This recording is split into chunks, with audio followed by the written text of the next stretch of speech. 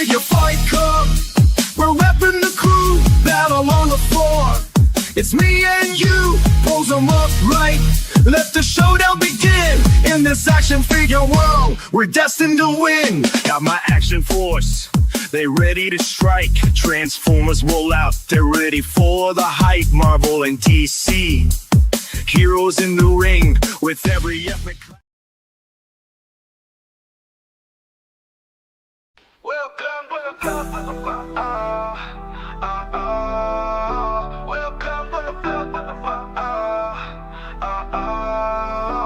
Welcome to Figure Fight Club, where collectors come to play. Discussions from relevance to hot toys shaped by collecting weight. Pour a drink for yourself, collect your thoughts. Join us on this journey in action-packed talks. In the club, the fight is on. Action figures shine like the break of dawn.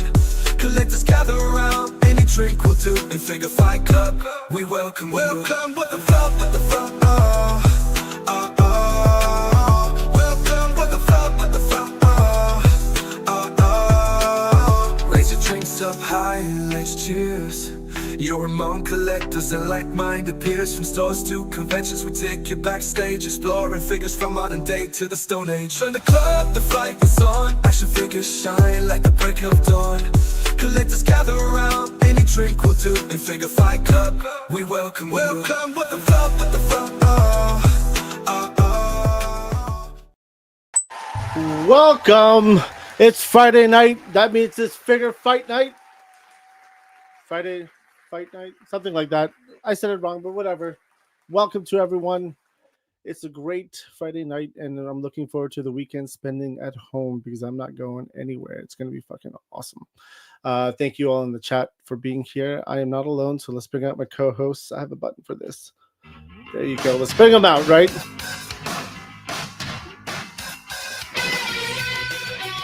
What's up, fellas? I thought we all came out together. Maybe I'm thinking of open mic night. Open mic night, we all start out together. Yeah, Bobby just wanted to get hype, right? Yeah, sure. I was sleeping right before this, so hell yeah, I wanted to get out. I got tired today, man. Old man that taking a nap before live streaming. Dude, it was fun though. It was fun because I was laying on the couch, and then my younger son or my older son was like, "No one's sitting here in the other room with me," so I went over there and laid on the couch over there. Then the dog came up and like laid down next to us. Then my wife came, and then my younger son came, and I was like, "All right, cool." All of us are hanging out. Then I just took I shut my eyes for like 10-15 minutes. You know how it is. Usually that's what happens. Oh, yeah. The gray. Feel the gray. Oh. All the gray. I'm old. I was talking about all of us, actually. We all have gray hair. I see our VIP. He's in the background, but I don't see his camera on right now, so I think he's still adjusting that. But welcome to everyone in the chat. Hope you guys are doing well.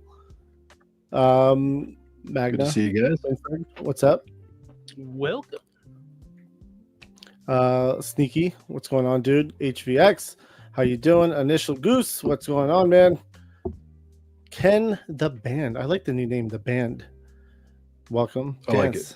Dance, yeah. I see the wide angle. It looks like you might have I do see a wide angle. So let's bring him out. I have a button somewhere here, extra. I see extra. I like it. Ladies and gentlemen, he disappeared. Where'd he go? We'll try this again. 3, 2. He got excited and he was like, "Shit, wrong button." And he left. He's like, fuck those guys. I'm out of here. Actually, this is probably the one better shall one. Stand, one shall fall. He fell. That's exactly what happened. Tony, what's going on, dude? Hope you're doing well. What's up, Tony? Travis P, what's up, man? Travis. All right, well, since we're just chilling, waiting. So you know, it can't be a Friday night. You know, without having technical issues. Yeah, technical. Oh shit! Let's bring him back. I think I can see him coming. Are you ready? We're having a special guest. That's what we're having. No breathing. Don't give up. Ladies and gentlemen, let me introduce you to Baby Gomez. Toy Paige, what's going on, dude? How you doing? He's wearing How a you guys more doing, man? Fendi outfit. Yeah. Dude, Awesome. that I want that Gomez so bad, and it's not for sale yet. That's No. Why Is it ever going to be for sale? I don't know. Like every time they talk about it, there's like a new version each time.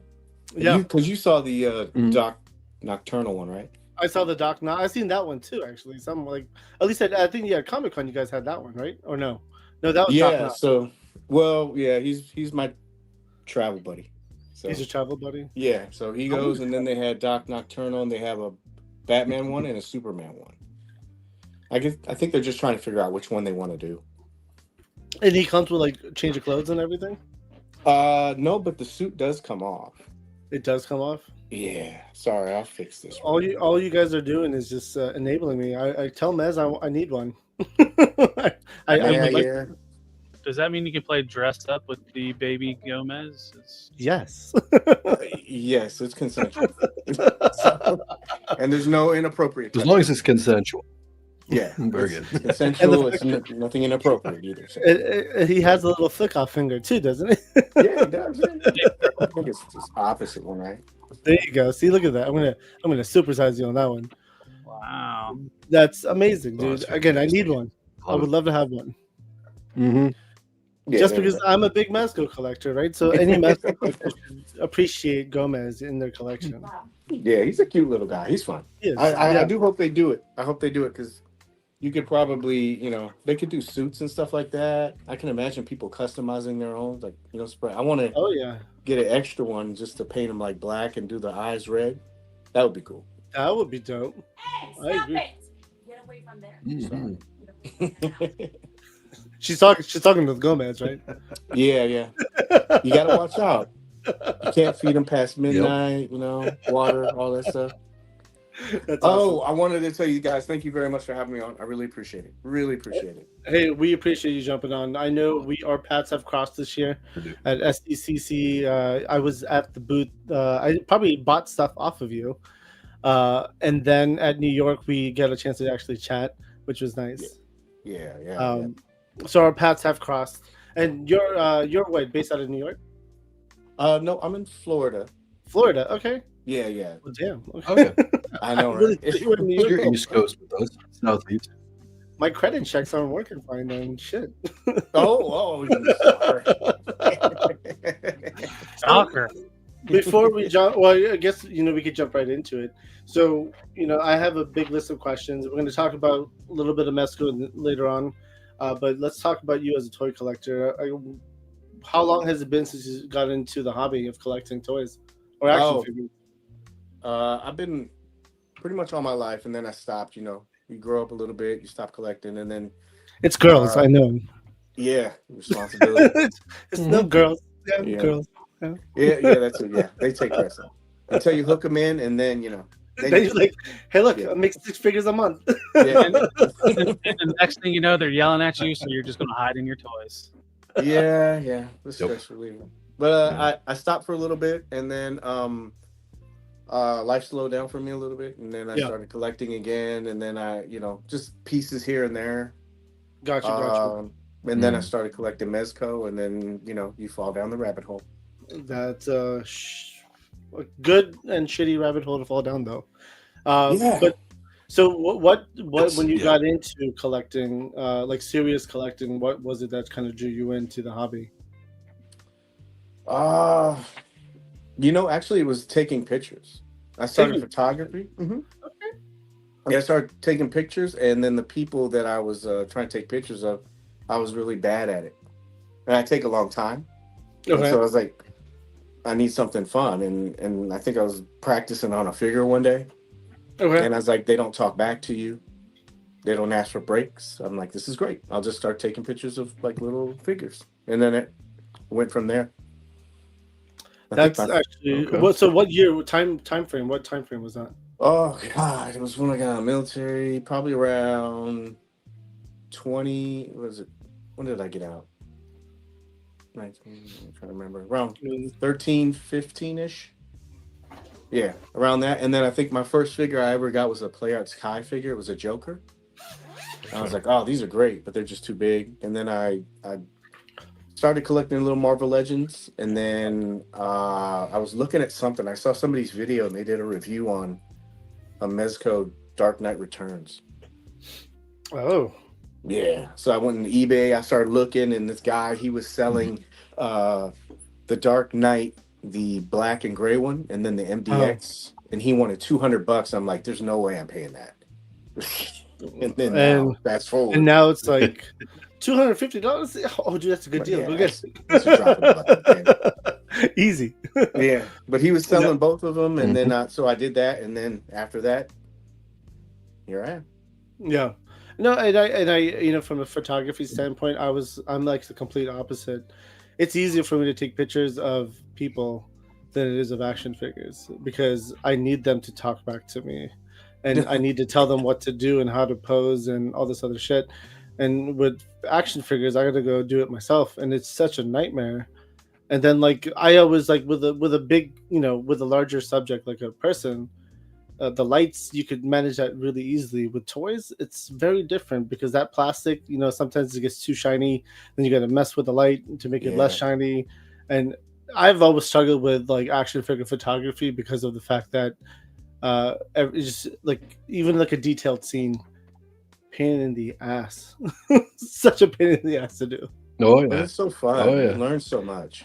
You know, It is. like Yeah, Mhm. it's worth it. But then like I also have to clean it up, and I'm just like, you can't just like, you know, take your arm and like swoop everything in a box. Like, all right, all done. yeah, man. Oh god, yeah. It was You a gotta nice pick up your springboard toys. for me. Yeah.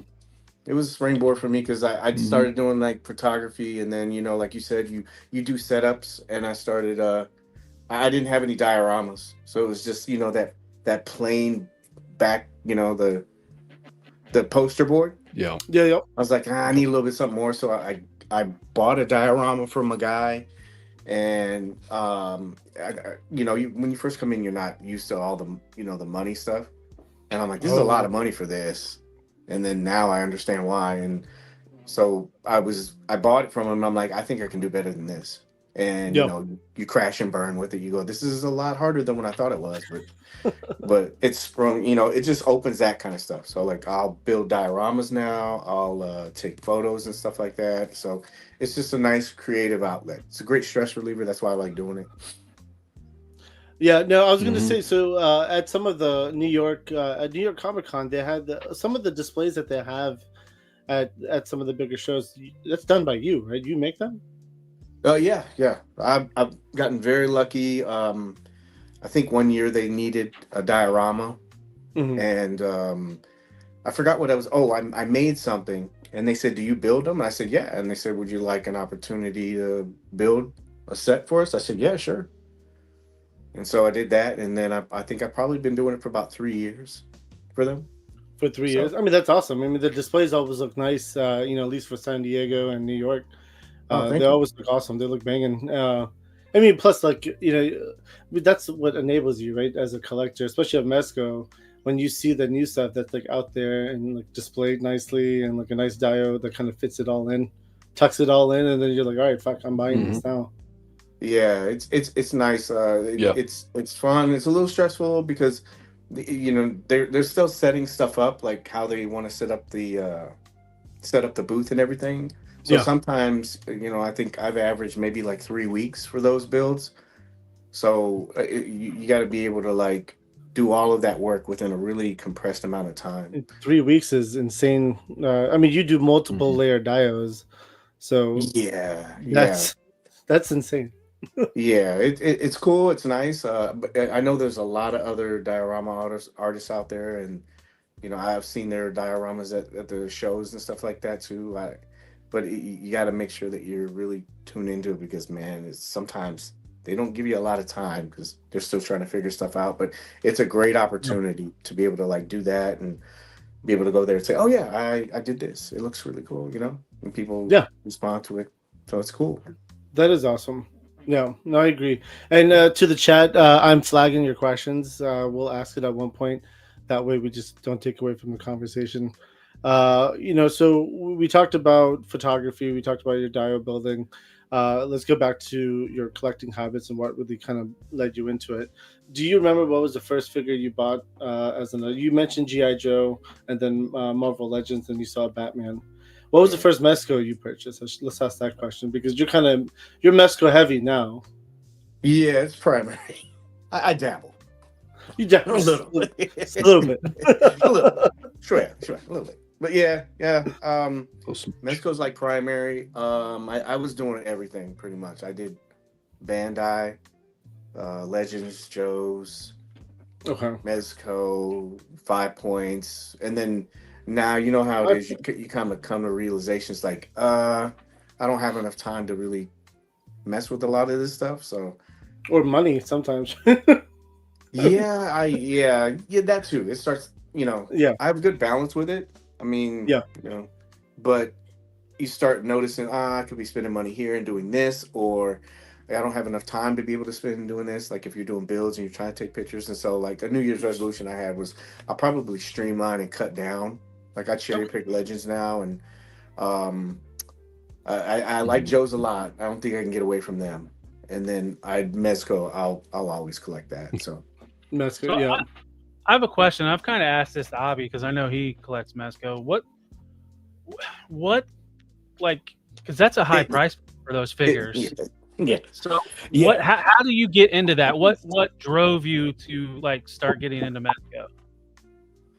Honestly, what it was is the Dark Knight. I really liked the character, and like I said, when I first purchased it, I was like, oh god, this is a lot higher because we're so used to Legends. Like back then, they were like $19.99, right, or $20. No. Yeah. And so when I got it, and I got it in hand, that's when it was, because back then they were like $65, $70, $80. Yeah. And the price point has jumped high. So now, but like for me, jumping into it initially, I was like, this is cool because they just started the line. I can be part of it when they just start, and I can collect and keep going. And then as I went, it was really early. And sometimes it was a little hard to justify the price point because they had some QC issues in the beginning. But they've gotten a lot better now. So now I remember I had PX Punisher, and I was going to buy one. And a friend of mine said, you need to buy two because it has all of those weapons and you'll have all these weapons. I go, there's no way I'm spending that much money. And so now, like Abby said earlier, it's like now I'll get multiples of the figures, but it's just because I like the product. I know it doesn't work for everybody, but for me, it works. Do you consider that your definitive version of that character if you have the Mezco version of it, as opposed to like a McFarlane or a Marvel Legend, or maybe even like something from an import, like a SHF or a Mafex?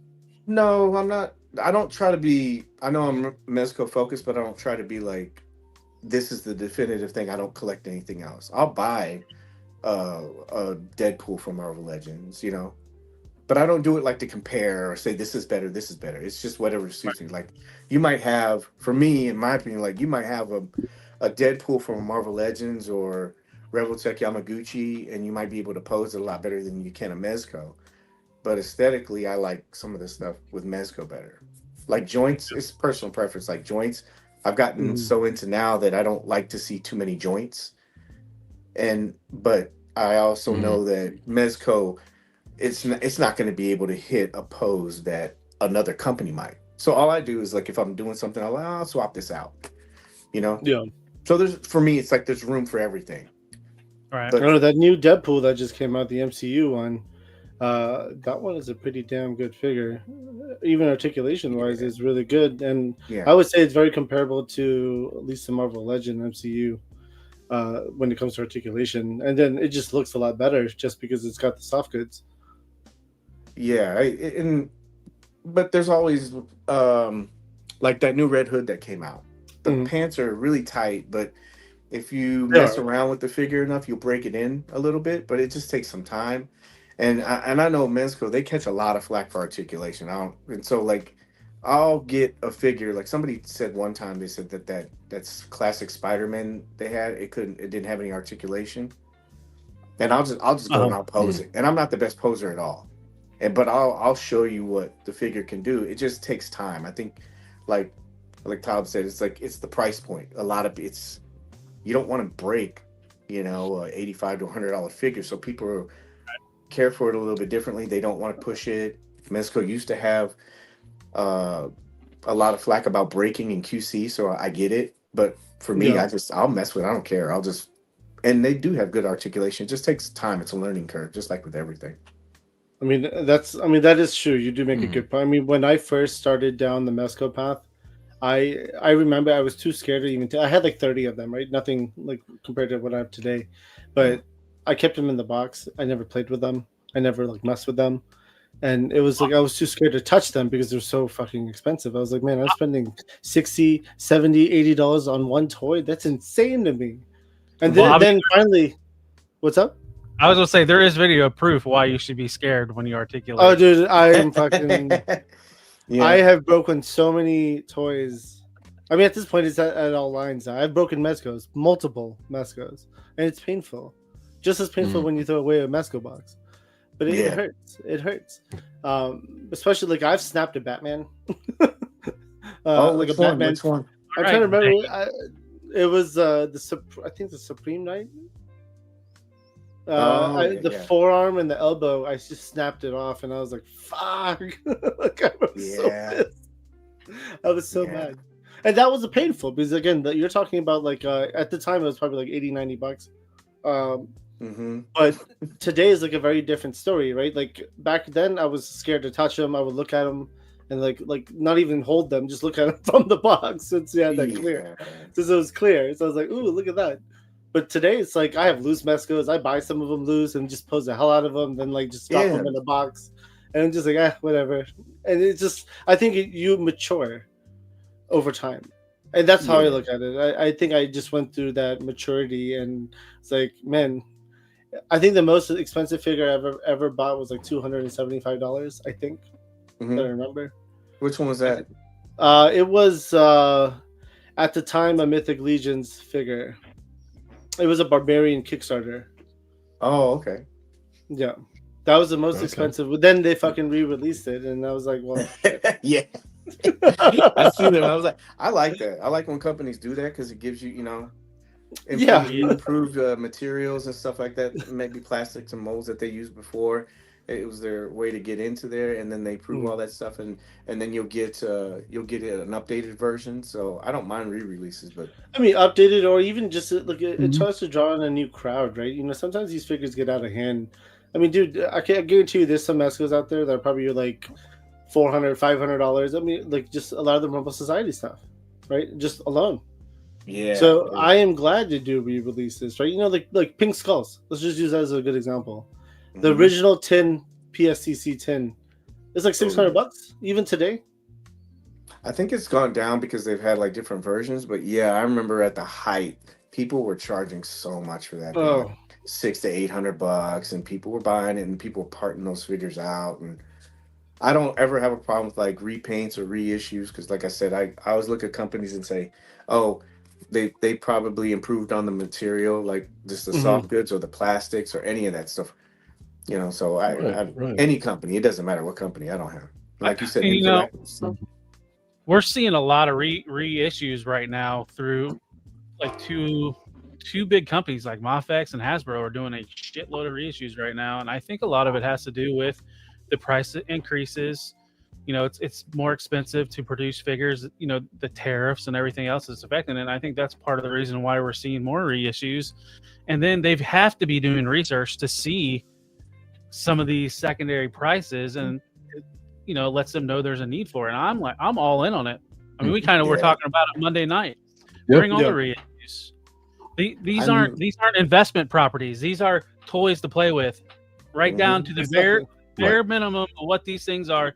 They are toys for our enjoyment, not to put on a shelf and say, that thing's going to make me some freaking money later down the road. He's getting very close to losing it. He's getting very close to losing it. It's just there's people out there that get about reissues, and it fires me up. Settle down. Oh yeah. I missed. So I was at SDCC when Warbird came out. Yeah. And then I also missed. Well, I didn't miss it. I just passed on it. That Hank Pym and a Wasp. Okay. Yeah. They just put that back out, and I didn't want to pay Mhm. $50 or $60 for a Warbird, and then it just came out.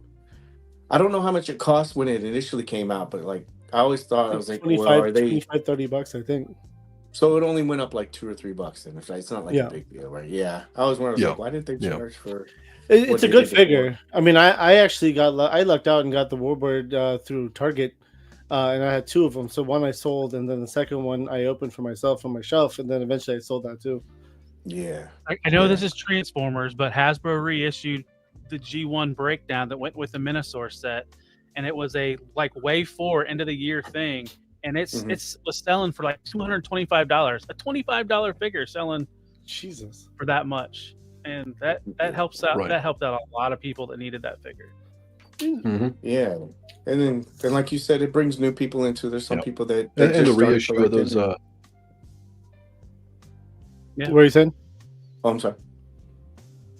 Lou? I heard reissue, and then you stopped talking. Oh, am I delayed again? Am I delayed again? Well, let's see. Hi, Lou. Hi. Oh yeah. Yes. So yeah, 7-second delay again. I counted 7. Yep, Okay. 7 seconds. I'm going to step out. You guys carry on. I'm going to step out and reset, and I'll be back in a few. Sounds Come good. back, Luke. It's taking 7 seconds for him to get the message. It's like I know it's fun. It's like so weird. space, Every time you know? he uses his PC or his laptop, he gets that 7-second delay. It's so weird. yeah. Yeah, we see you. It's like now he's shaking. He's like, Let me just remove him. Then he'll get the idea. But just kind of going back to it, right? So the re-releases, I honestly don't mind either. I think it's a good thing for collectors. Like, you know, the Gig from Hell, I was so happy that set came out, and I was a big fan of that set too. Like, I mean, at one point in time, I probably owned 8 in box. wow, really? Yeah, it got a little crazy. Yeah, a little bit. Then I also had about like another like some random skeleton bodies I was purchasing, and I got like 6 or 7 bodies with some accessories here and there. So there was a lot going on. Granted, today is very different. I still have my Lucy's, but the boxes, either I opened most of them or I sold 3 of them, I think. And then the rest that was stock for your store that you used to have. none. That was just my collection. Yeah. The store was we did do Mezcos for the store, but it was like Wolverine. So we bought like 45 deluxe Wolverines. Wow. And then I think we didn't really sell that many. And then when we disbanded the store, I came home with like 16 to 18 deluxe Wolverine Mezcos. Literally, dude, that weekend I did a post online. That weekend I got rid of like 14 of them. Like I had like 3 left at one point, and that was like on Sunday. So I was like a little upset. I was like, why the fuck is it so hard to sell this to a store when I just did it in a weekend? What the hell's going on? Yeah, man. And There's that's a really what market it is. for it. It is just the person we were hoping would do the marketing didn't do it properly, and that's really what it went down to. And it is what it is. Oh yeah, sorry about It that. is what it is. What it is. But you know, again, like all this inventory sitting around. Again, most of my Mezcos are gone now. I think the last one I had left was like a Bishop, and I finally got rid of that too at one of the local shops I went to. So are you out, or you just have like a select few? Who Mezco? Oh no, I'm talking about the Mezcos from the store I shut down. Oh, okay. But my personal collection. Oh my god, dude! I'm not even gonna. I can show you a picture. I'll send you a picture. You're gonna be like, holy shit! Yeah, I have about 32 feet of built-in wall shelf on my wall across my entire room. I would say about a good 20 feet of that is probably, or like 22 feet is probably all Mezcos in boxes, of course. And then I have the Lucy's as well on the shelf. There's a lot of best friends. Yeah, dude. I'm a big Mezco fan. I'm a huge. It's probably my number 1 line. Oh, honestly, nice, man. If I you still go back to Mezcos. If you watch the show at any point in time when you're not on here, you will find out Avi is a hoarder of action figures and action figure related. I do hoard action figures. Yeah, he and I will get along very well. They are stuffed in every crescent of my house. I'll like randomly find a box in like some random room and like, oh shit, there's toys in here. It's like a gift every day. I know. Sometimes I'll just like walk around. I went through my son's room the other day, and I was like, "What do you got in this closet? What's mine in here?" and no, I didn't find anything in his closet. But I was just, because I have toys stuffed in the most random places, and then you forget about it sometimes, and you're like, "Oh shit." Yeah. No, it's been a fun hobby for sure. Yeah. I like it. It's a nice stress reliever. It's great decompression. It's better than spending your money on other things. I can say that. So. Oh yeah, 100%. I mean, there's booze, which I always spend money on booze too, so that's another problem. That's a different problem. But I don't do drugs. That counts, right? Yeah. Actually, I have a new obsession though, which is not good. It's not starting good because it fucking Ish, my buddy Ish. Oh, I thought you were gonna... He's getting me to fucking cards, trading cards. Oh yeah. Come on, Abby. It's not going well because I've been buying a lot. Mm-hmm. Oh, I found some of these the other day. Not trying to take away your shine. You're back. Oh, I didn't. There was I found a bag of a bunch of Fleer trading cards. Yeah, I found a bunch of them the other day. Like you said, you were just looking around for stuff, and I go, "Hey, what is this?" And it was just a bunch of them. Nice. Hey, I even have Mezco cards. Oh yeah, the big ones or the small ones are both. The small ones, they made big ones. Yeah, they're like they're huge. I didn't even know that. Wow. Oh, I'll send you a picture. Yeah, I'm definitely interested in that. I definitely have like the pack of cards. I have a few packs of those. I think that came with from like random people and random collections. Yeah, no, that's I'm hoping I don't go too far up the trading card thing. But dude, I mean, I pulled a random pack out and like I did some of the pricing and stuff. Dude, it was like $40. I was like, great, 4 cards are worth $40. I'll take that. Yeah. That was a free pack. Yeah, there's some of that stuff like that little swag stuff. A lot of people they'll pay money for it. There's some of that stuff.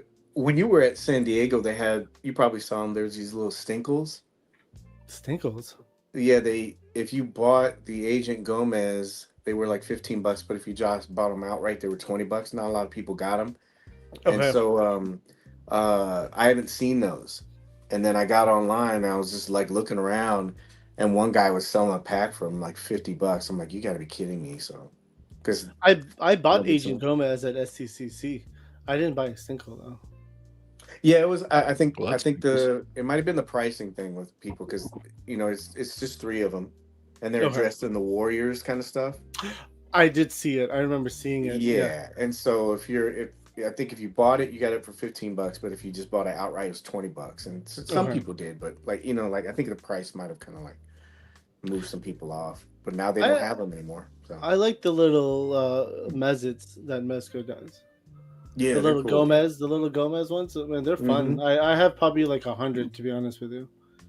Yeah. I think I bought a pack online. Not a pack. I bought like some dude's collection online, and he literally sent me the little photograph boxes. Yeah. He sent me a full of those of like different like pink, blue, gold little Gomez Mezits. Yeah. And so many of them sitting around now. Like I was gonna do like a little funny shot with like a Gomez in the middle, holding one Mezit, and there's like a bunch of them like around him. It's a brooch, right? You can put it in for a Mezco Monday, and if you put like a Mezit in one of your photos and just tag Mezco Monday, you can put it into that Monday drawing, and they'll give 3 figures away. They'll give like 3 figures away, and you'll get to choose. So that's like a contest. They're pretty good about that stuff. Oh, I used to do that when I was into photography. Now I'm just too lazy. It's a thing now, man. It's horrible. Now I try to so keep we are stuff when I can, but I mean Lou puts some effort in your photography. He does put a lot of effort in photography. Lou, are you back on your delay? Delayed again? No, I think he answered you good that time, Bobby. I think he's still delayed. Hi, Lou. delayed? Hi. It's like 3 seconds or 2 seconds. Yeah. You should be good. Okay, I'll stick around. Okay. Figure Figure it out. Right. So Lou Toy is on a Paige, different time stream right now. Yeah. I'm he's from the somewhere. past or the future. I don't know. You're stuck in the past. Well, I am So old. I was gonna say, if you choose one line, what would it be? But we kind of know the answer to that Yeah, one. I think we know the answer to that. So one. my next question would be, what's your top 5 figures in your collection? Oh god, that's kind of hard to choose. But you can only pick 5, and Only groupies don't count. 5. So like, if my house is burning, I had to grab 5. Yes, that's the best way to look at it, because that's exactly what I generally ask. If your house is burning down, what 5 figures are you grabbing? That's oh man. So first would be the black and white Dark Knight Returns. Black and white. Okay. Yeah, that's Hmm. cool because I had Frank Miller sign that one, and then I'd hate to damn, do okay. it, but I could sell it and rebuild. You know. Your house. Yeah. Yeah. But that would be one. I'm trying to think what else. Black and white Judge Dredd Lawmaster, Toy Fair Punisher. I guess it'd be all the rare Oh, yeah. ones. I'm trying to think of what else. The other two. Oh, You Toy said Fair- Judge. You said Judge Dredd. Yeah, they Oh. did a series of Judge Dredd figures. There was like a PX one, an MDX, a regular one, a single bike, and then they did the Toy Fair black and white. There's only like 50 of them. Oh wow. Yeah, so it's a Judge Dredd black and white. It's really cool. But I would grab that, and then I would grab the Toy Fair Blade, and I have one in there that it was a prototype Spock. Prototype Spock. So Yeah. how'd you get this prototype? I bought it. I bought it from a guy off of eBay. It's like, I want some of these perks, man. Man, no. I'm just messing. No, already I know. Yeah, Or I should don't. I say But that is Mezco? a lot of people think that you just get free figures from them or like rare figures, and it's like no, it's like It really it's not like does. that. Sometimes, but I work Yeah, for them though. so it's funny. Oh, dude, trust me. I've heard stories about people working for some of these companies, and it's insane. Yeah. And you and I talked in New York at the Mezco meetup, and you were telling me about some of the crazy stories, man. Like you're what, like you're working like 15, 16 hours, and like every day. Yeah, That's- they're really No. they're not No. like they're not taskmaster or anything. I like when I was going early to like help set up early because I'm going, you know, they asked me to come and help and stuff like that. You want to make a good impression, and so I would go early to set stuff up, get stuff ready, make sure everything was there. But yeah, you're there for a long time. I'd be from like 7 to 9. Okay. Setup days. We have a setup team and. You would go and you're there and you're just setting up figures. It's a lot of fun, but it's a lot of work. And so you go there and I don't know. It's a good experience. It's kind of hard to explain. It's work, but it's fun work. Especially with the guys. No, I get that. I mean, Hey, I if you can know make the work fun, that's awesome. Yeah. Yeah. that's very true. I mean, I've set up I help Ish a lot at conventions. I'm one of his like head sales guys. Mhm. So I've helped him set up and construct and deconstruct a lot. So I get it. It is the only fun part. The only part is not fun is when you have to be on your feet all day long, and then sometimes it's on the concrete floors and it just hurts over time. Yeah. And so I know that they've gotten a lot of flack for this, but they used to be a very tight-lipped company. You would just go to the booth. I'm sure everybody's heard the stories. You go to the booth and nobody talks to you. I mean, that's kind of extreme, but like they didn't have a presence at the booth. And over the last couple of years, they've had, it started out with Darius, and then I came on, and then KJ, and then there's another guy. I don't want to say his name because I don't know if he wants to be put out there like that, but he came along, and so they're very comfortable with us after just being around the floor talking to people because you're connecting with people in the community. And You know, you can't do interviews or anything like that or tell everything, but you know, at least we're out there, you know, chatting with people and connecting and stuff like that. So it's gotten a lot better, you know, and I think that helps because you have people out there that are just as passionate about it as you are. Yeah, I mean, especially with the lines you guys get now, it's just insane. It's like you guys work that line too. Like you're talking to people in the line, which is nice. Oh, say that louder, Al, because I heard some people say we don't. Who the fuck says you guys don't? Hey, man, I mean, I got I've people been that send me clips all San the time. Diego and New York. I've been in both lines, and I've waited.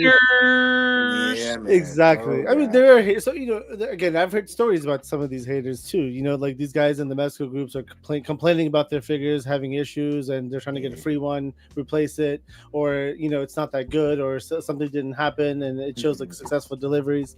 I've heard a lot of stories, and there's a lot of people, unfortunately, out there like that.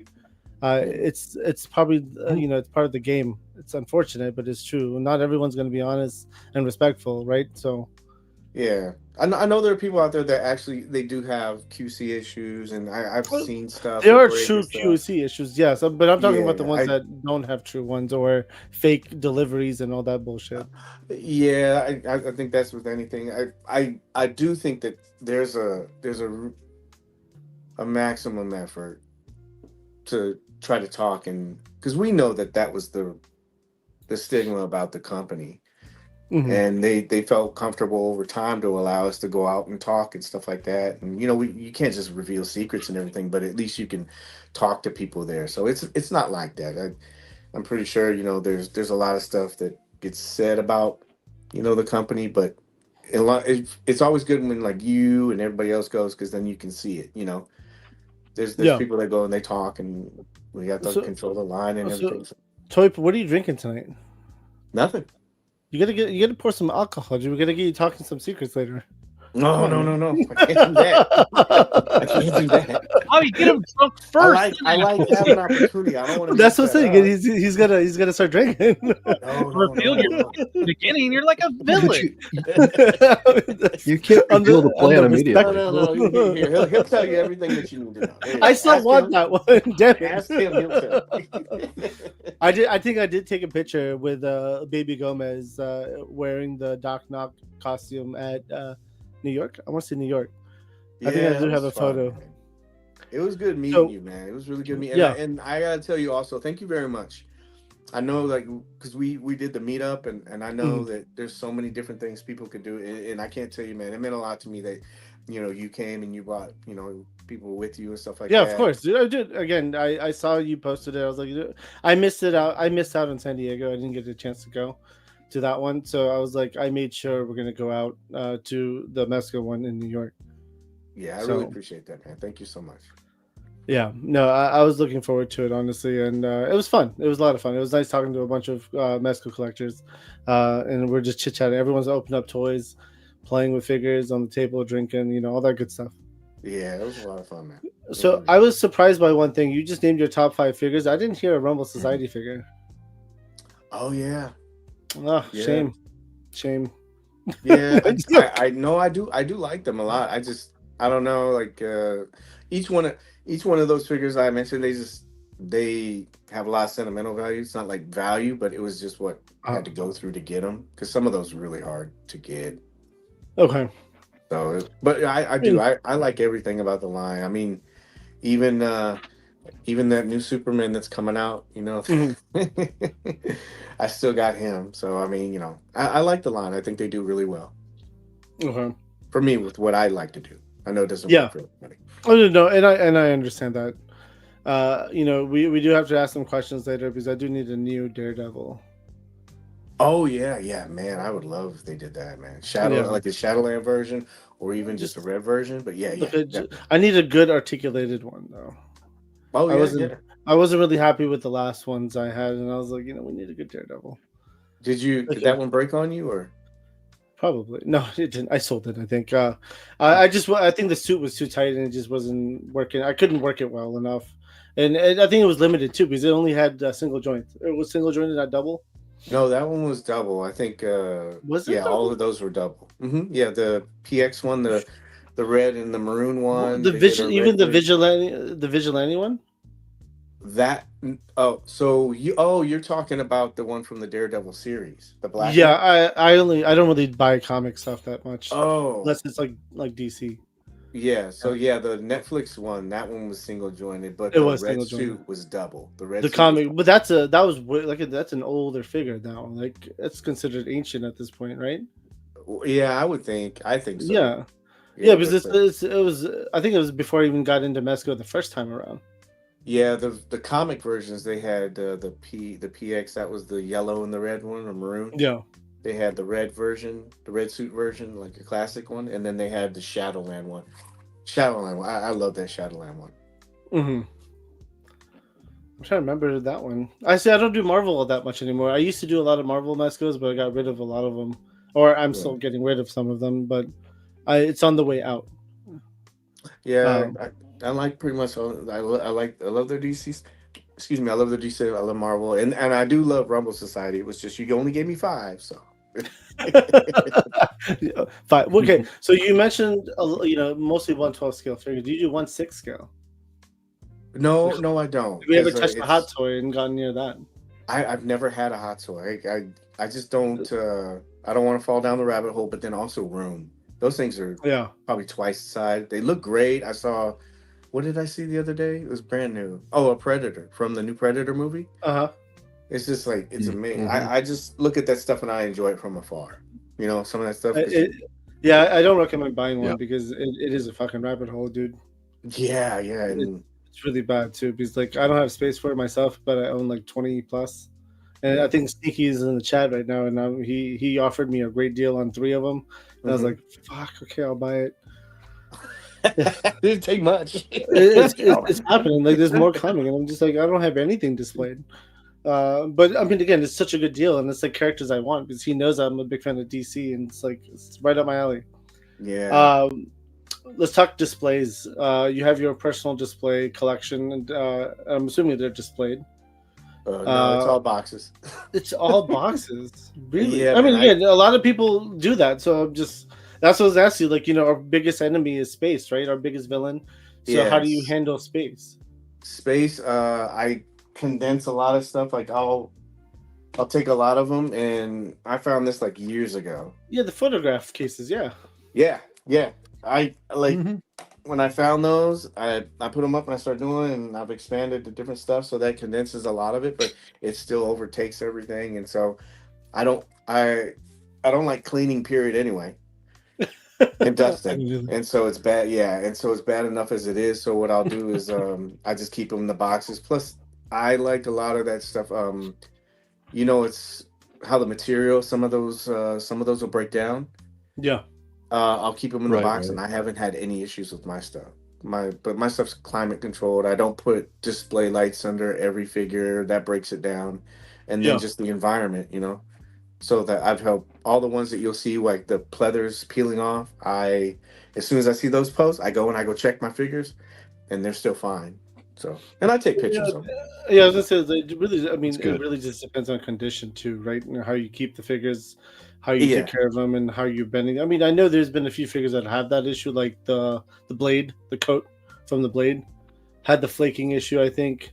yeah. Any of those figures that use the pleather and stuff like that. But Yeah. then also like how dynamic you put the figure in the pose and how long it's in the pose. There's Yeah. lots of stuff that contributes to it. So I'll do mine. I'll pose my stuff. I'll take pictures of my stuff. I do at least a Mezco. I'll do like a macro Mezco every Monday, and Mhm. I'll take some other pictures. But then after that, I put it in the box and put the silica packet in there, close it up, and put it back. Nice. Okay. See, it's funny. I actually use the silicone bags to store my figures. They're supposed to be friendlier to plastics in general. Okay.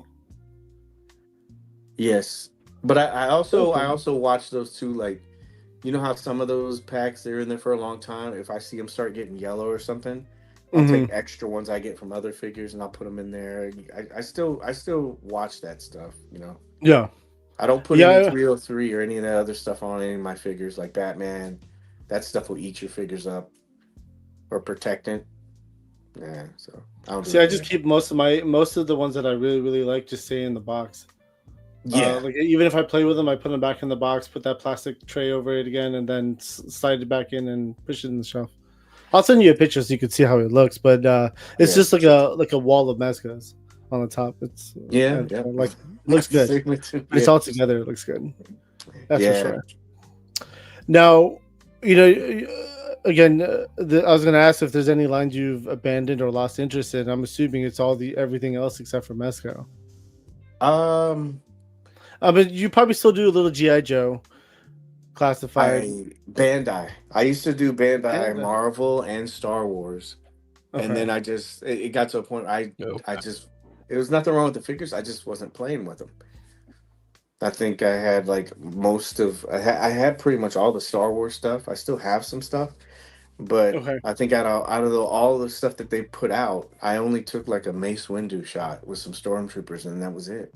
So Mezco figures is what happens. Yeah, hooked up with Barbie. Yeah, it's a love child, man. Yeah, it is, right? B. Rivera saying it's time to throw boxes away. Oh, dude, I can't. Not a Mezco. I've done 1 or 2 Mezco boxes. It literally hurt my soul. Yeah, I couldn't do it. My boxes go in the attic. I have doubles of everything, and so the stuff that I put in there, doubles of everything. Yeah. Yeah, I mean, I get it. You're a mess. It happens. You're not alone. Yeah, it happens. It happens. I'm completely better now. He supports it. Thank you, Luke. He's still in a 7-second delay. He's referring to the other comment. Oh, yes. Oh, okay. It wasn't. I'm kidding. I'm talking about the doubles. Yeah. Having 2 of each. I was just kidding. We'll talk about it later. Yeah. Now, from a budget standpoint, we kind of hinted at budget earlier in discussion point.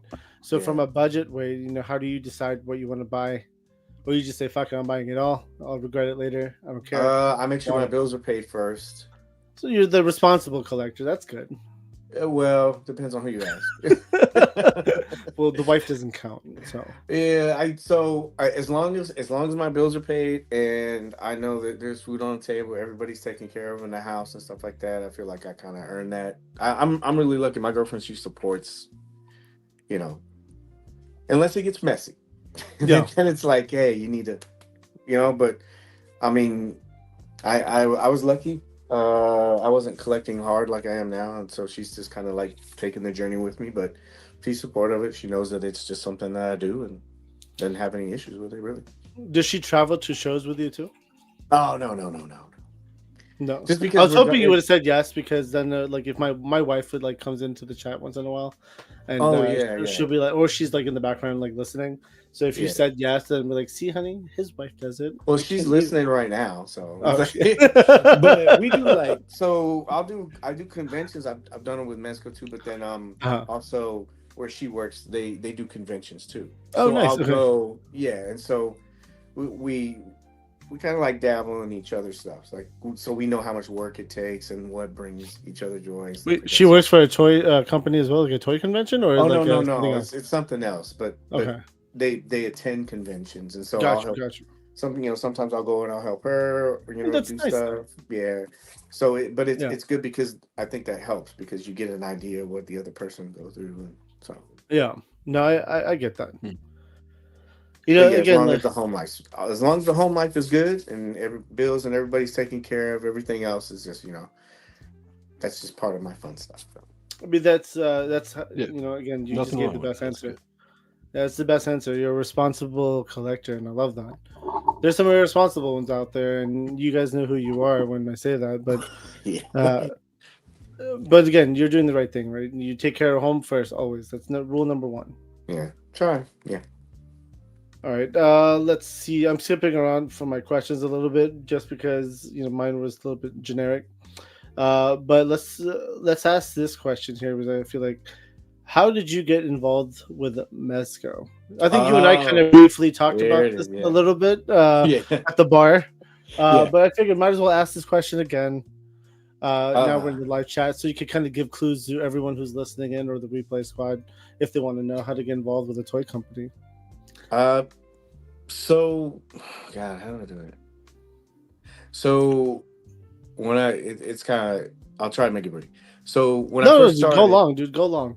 So when I first started, you know how if anybody that's probably collected Mezco for a while, Mhm. how they used to have a guy. His name was Pierre. He was very good. You know, Okay. uh, doing interviews and stuff like that. Pierre went away, and then they kind of like withdrew, and they weren't really answering a lot of questions, doing a lot of media and stuff like that. And so I had an opportunity to go to Toy Fair one year. And I said, you know what? I wrote down everything that was in the groups, all the questions. And then I went to Toy Fair and I said, I'm going to ask these questions. So, and thank you to Matthew Rodden who got me in. I appreciate it Uh-huh. because he started all it. So I took the questions. I went up, I would go around the booth and I would ask people different questions. And then I came back and I did that. And then as I went to another toy fair, you just kind of networked Mhm. and they got to know me. And then afterwards, I would see or hear something sporadically. I think I worked on a project for them. It was just one of those things where they just gave you a figure and you just talked about it. And then something came up where I got an opportunity to actually talk to Mez, but it wasn't through the Hangout. It was on the phone. Okay. And we just started talking and we developed a friendship. And then one day I had an idea. I was like, hey, do you want to come on and just talk?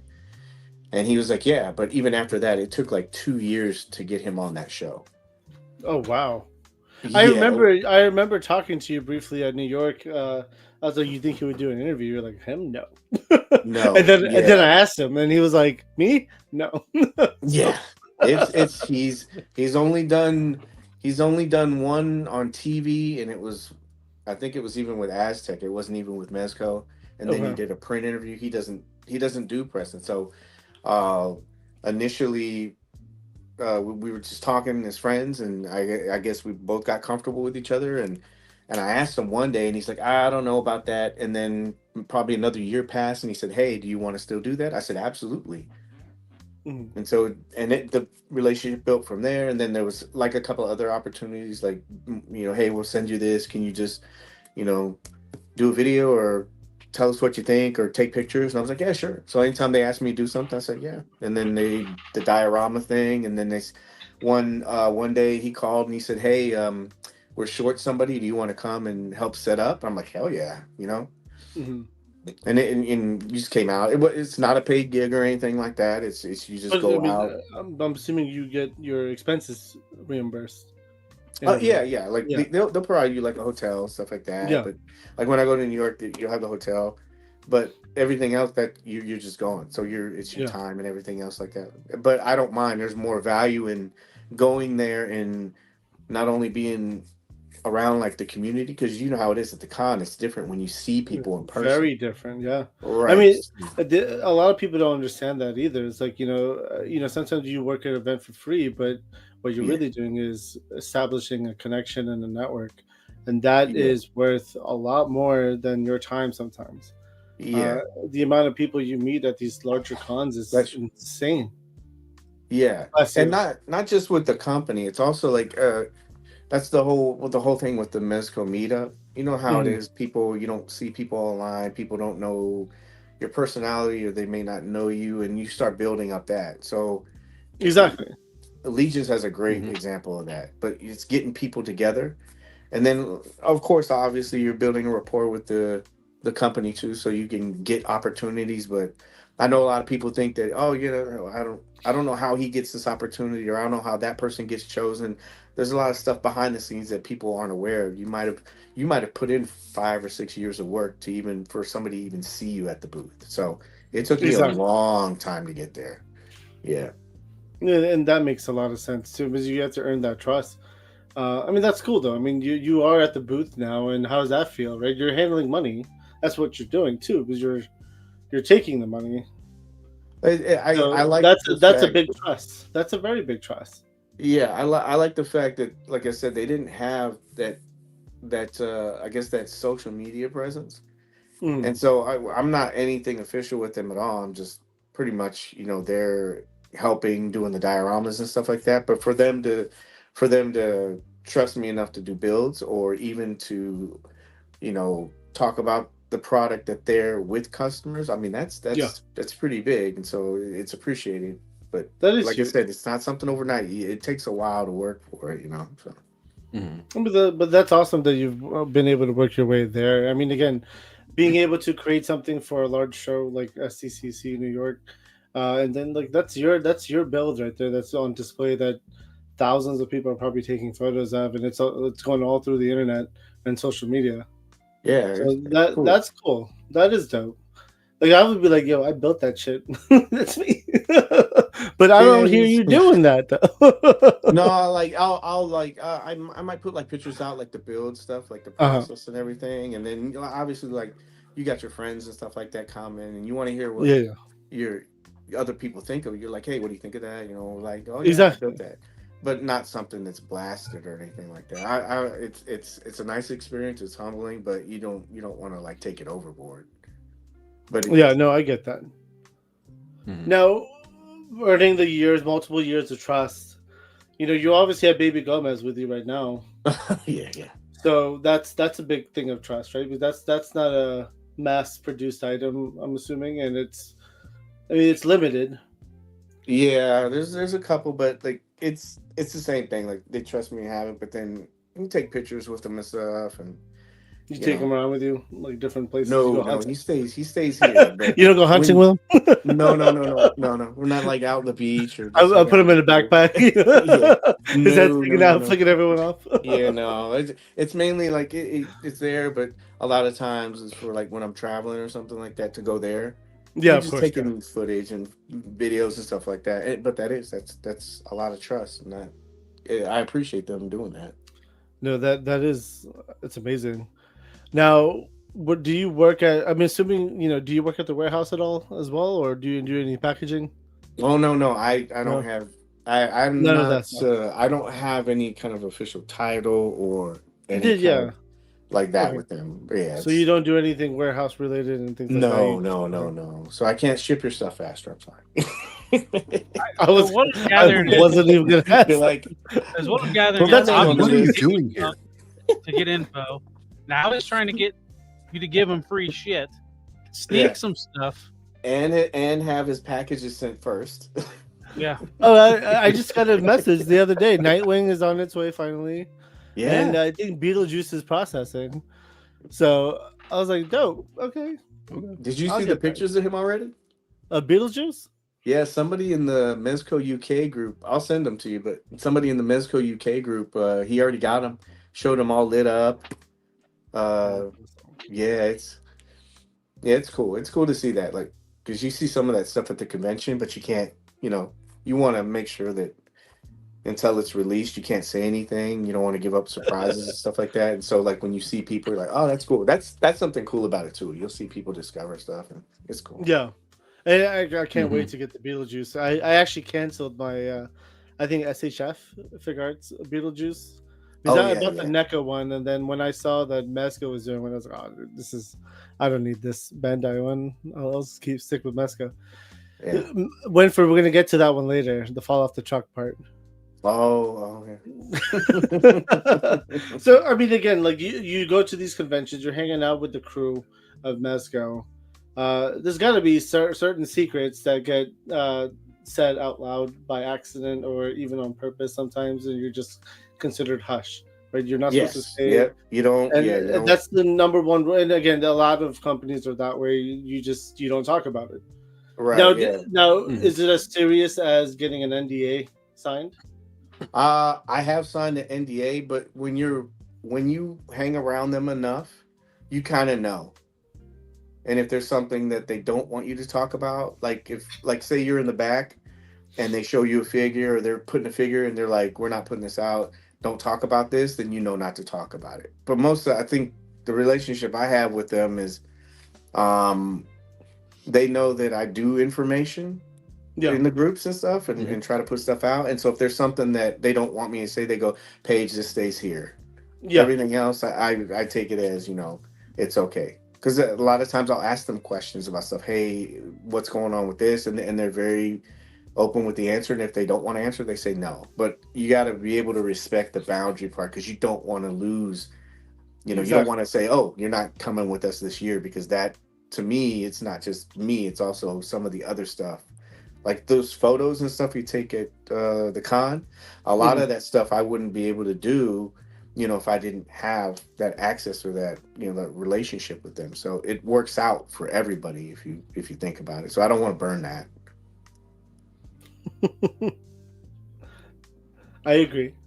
The secrets No, on how yeah, easy it is to exactly. get the rumor, than picking up more street corners and remembering that it's all for the collection. Yeah. Initial Goose thing, That's he's how we do pouring it, himself Goose. out for the Rumbler. Yeah.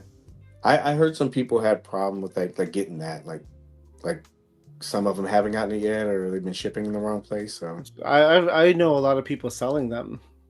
oh Like, really? yeah, I was at a toy show. It was it's been like a month and a half, 2 months now. It's been a while actually. But they had it on, what was it, like 400 bucks? That's like retail, right? Oh, three something I think. Three something was retail, so Yeah, they had it for like either 350 or 4. It was like very close to retail, like very close or like retail.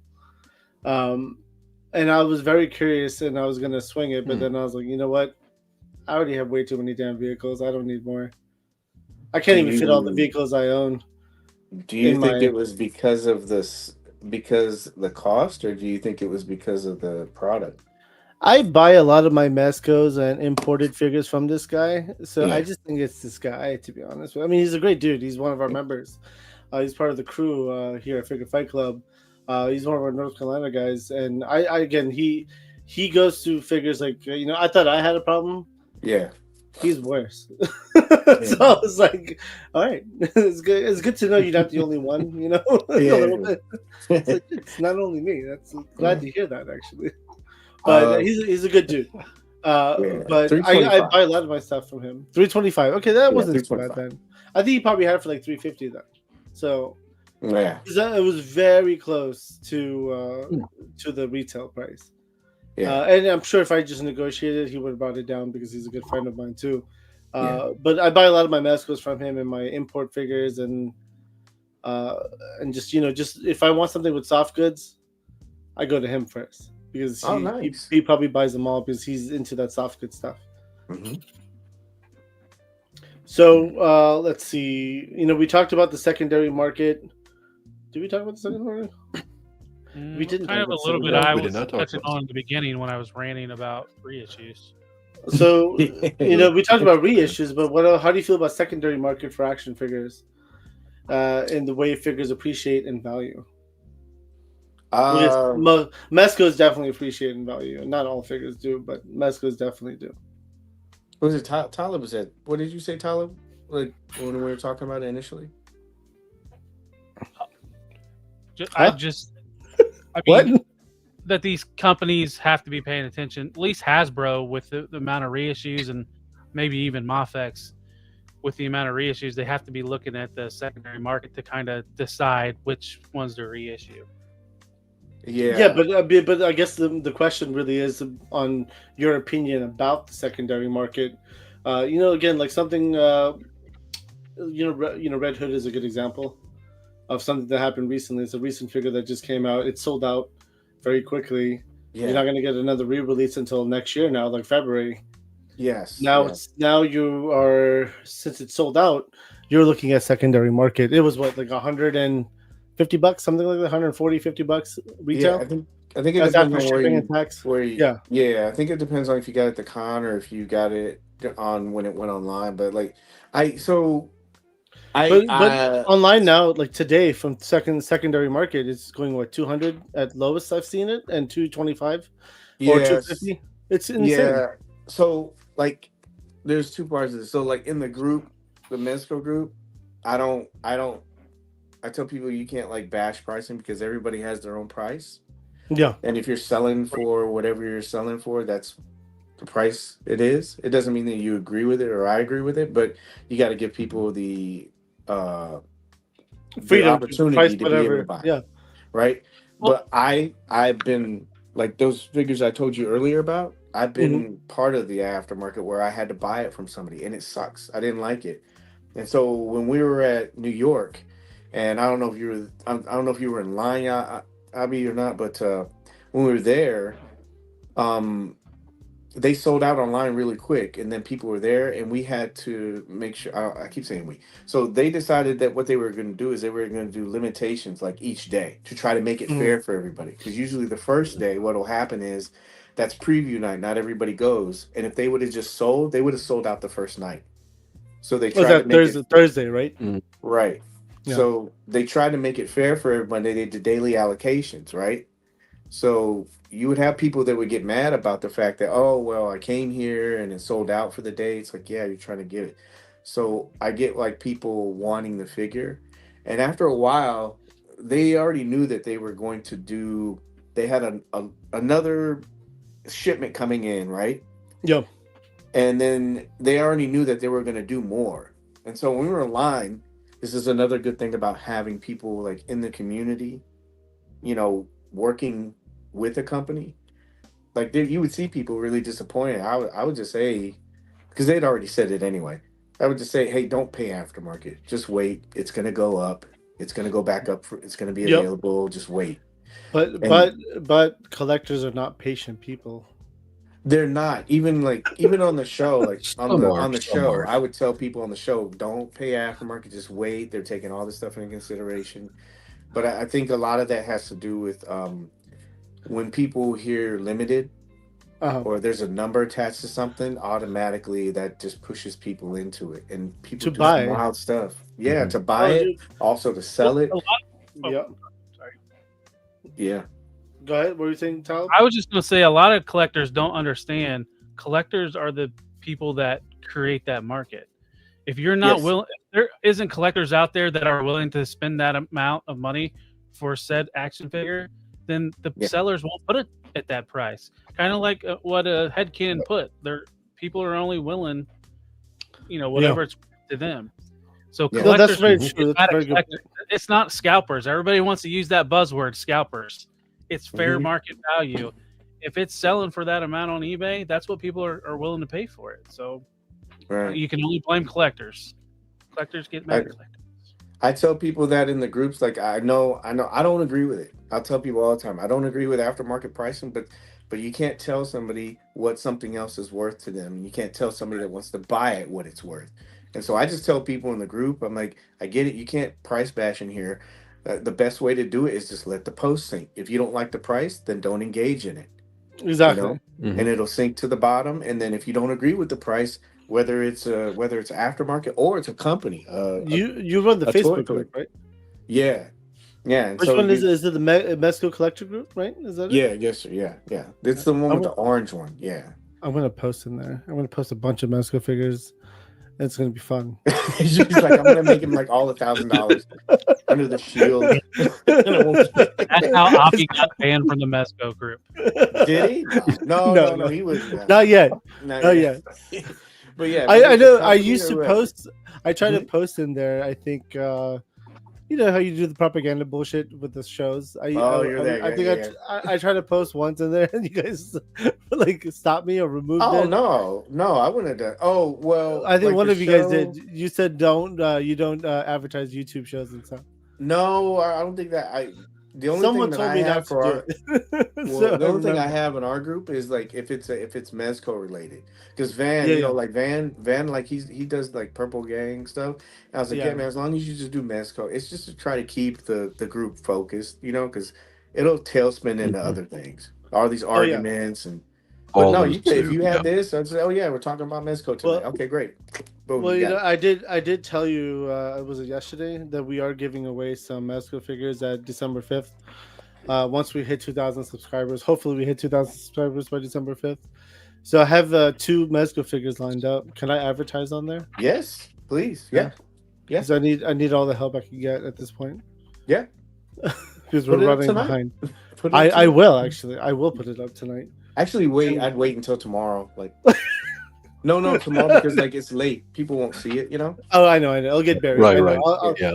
I'm gonna do I have a fun idea, and I was gonna just release all the. The idea was to just release all the numbered giveaways. That way, people can see what is on there. I'll leave out all the donations and the extras, though. Oh. So that way, people will just kind of get a glimpse.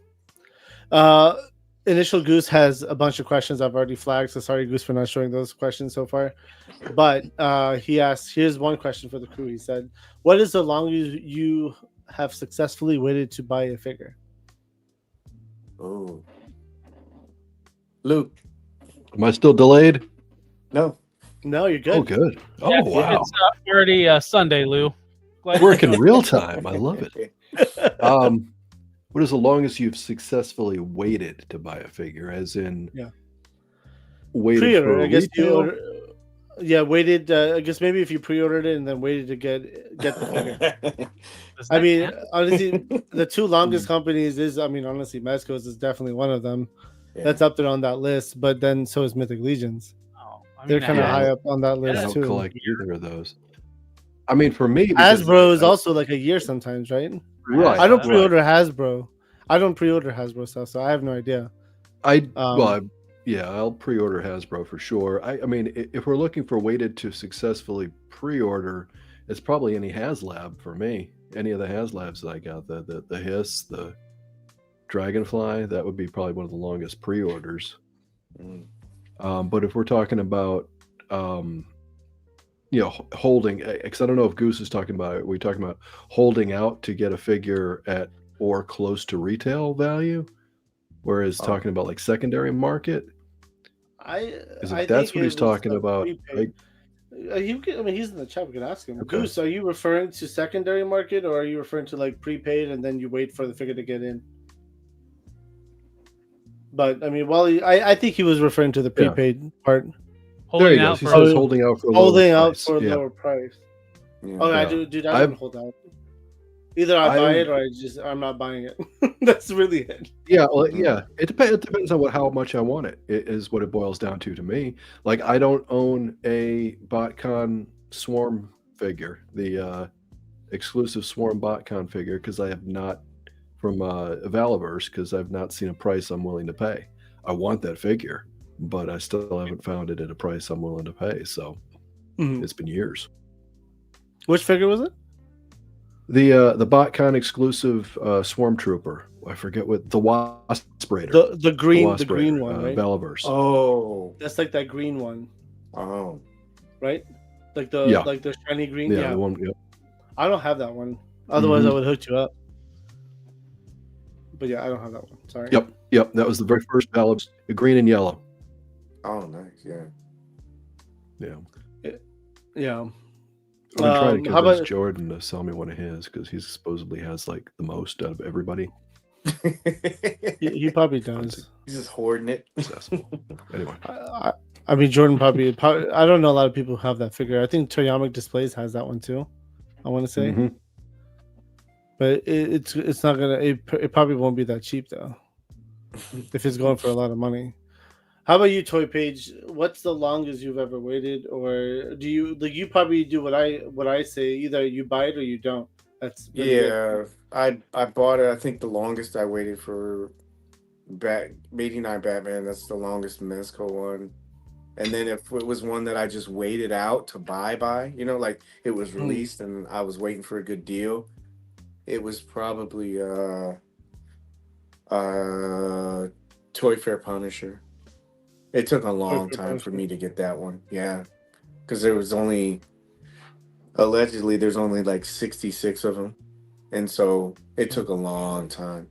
Everybody sat on it. They didn't want to sell it, and when they did, they wanted to sell it like at prices that it's a mortgage payment. I'm like, I'm not doing that.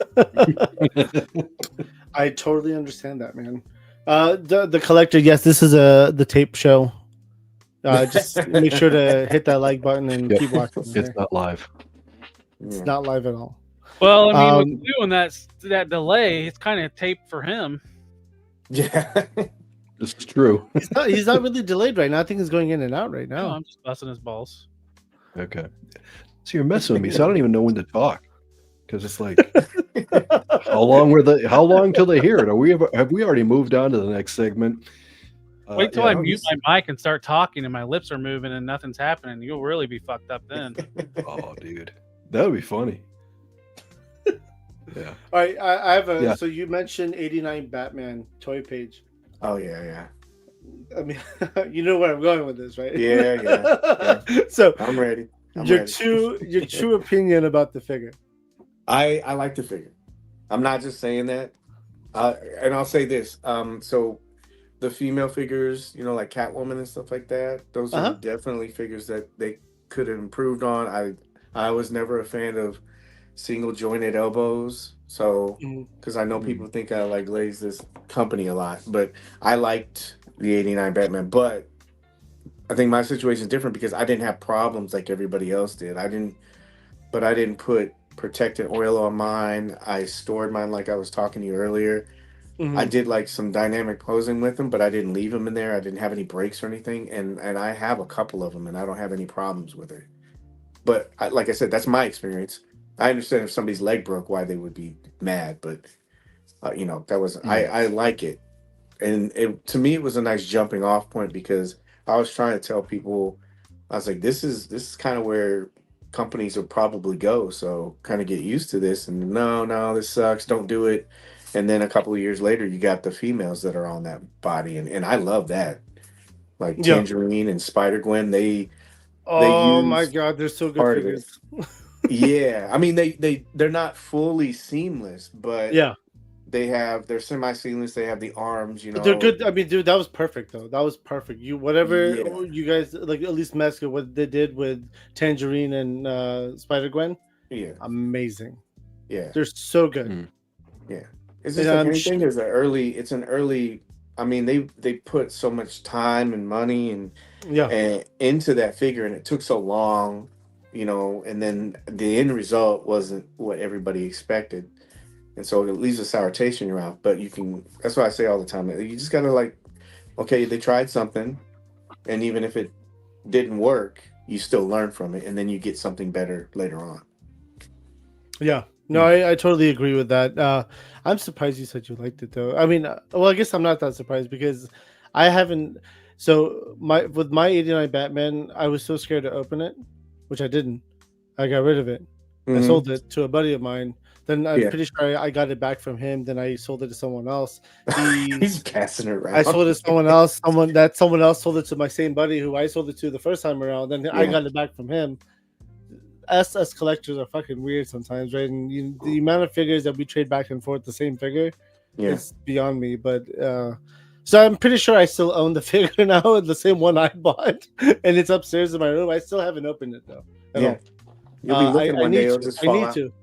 I need to open it, right?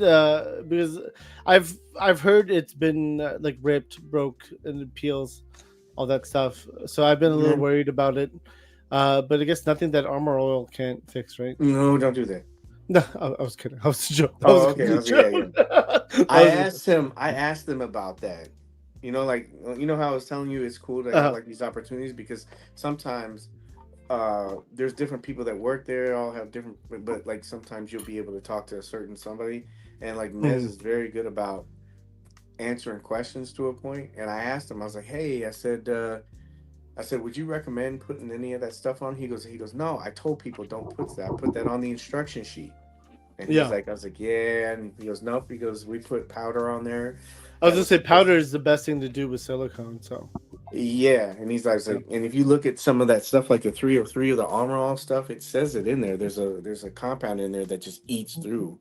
It's Like, good for leather though, like the leather and pleather oh, based yeah. stuff. Definitely Or use that. That was industrial the, tires. Yeah. But yeah, not yeah. like Don't use it on silicone. silicone. Yeah, yeah. Yeah. No, I agree with that. That was just a joke because I own a lot of Fison figures, like a lot. Oh, yeah. So, yeah, Yeah. So yeah, I have a problem with that too apparently. But yeah, so you use powder. That's the best thing for it. Yeah. Carlos, it was an awesome meeting you too and enjoying Filipino food. Though the restaurant was a little sketchy, in my opinion. But Ish finds all the holes in the wall. It's actually pretty fun dining with him. But again, it was awesome meeting you. Sorry. No, I was trying to, like, it went down. Sorry. Nosferatu on its way. See, that's a good figure. I like Nosferatu.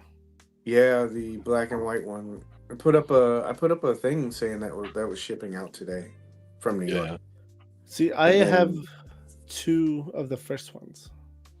Oh yeah, those are good. The second one was hard to get. Yeah. I had the second one too. I actually traded it. Yeah, dude, I like the first one better. Yeah.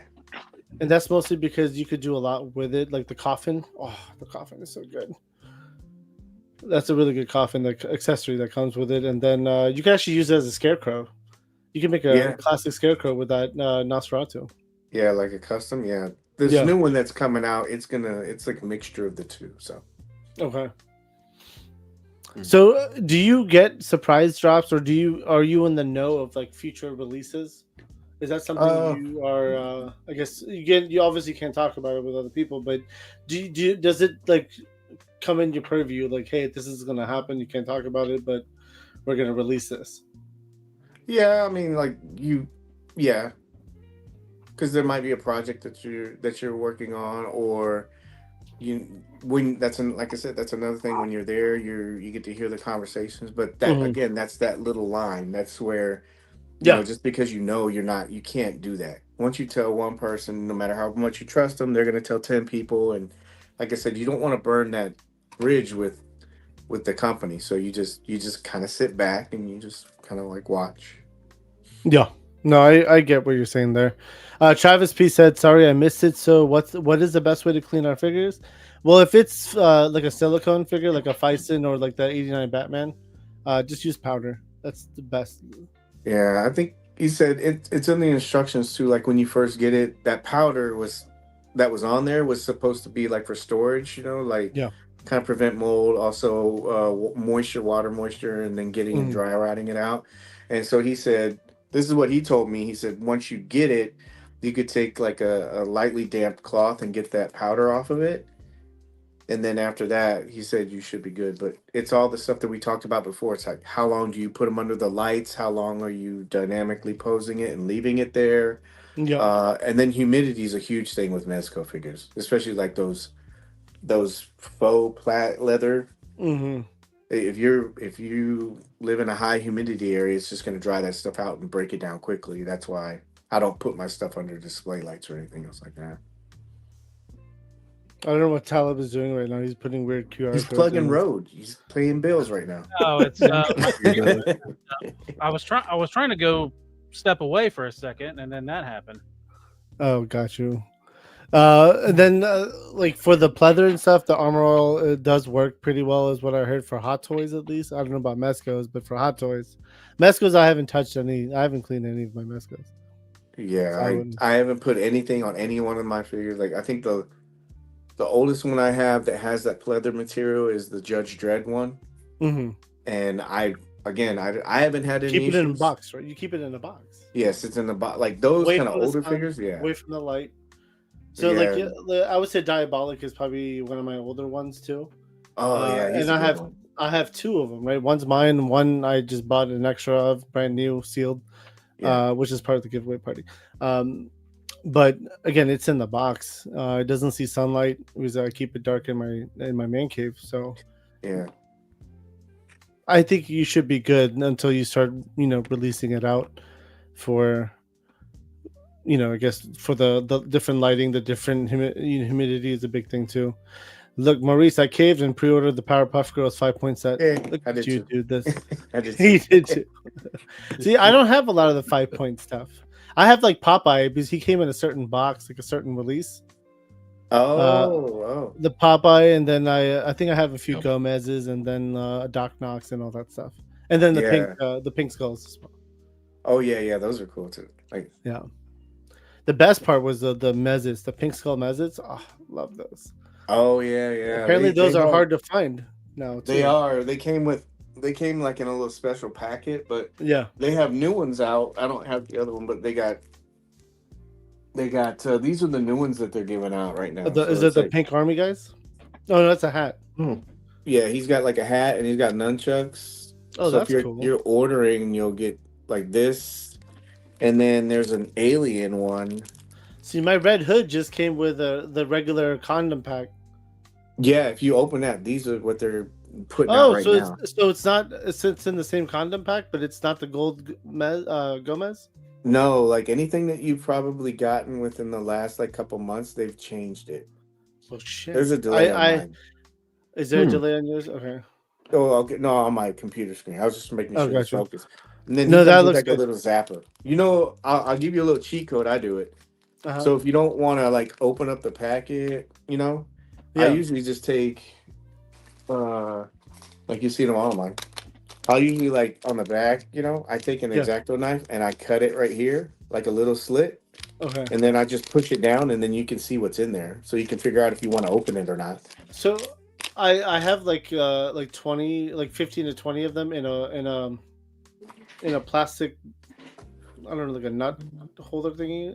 But Yeah. I'm trying to make it look like you know how back in the day when you're in like high school, you go to the nurse's office, right? She's got Yeah. this little box of condoms. That's how Yeah. it was. I remember I had it sitting in my man cave, like Yeah. on in one of my on the table. My wife walks by and she looks inside. She's like, "Why the fuck do you have condoms?" And I was like, "What?"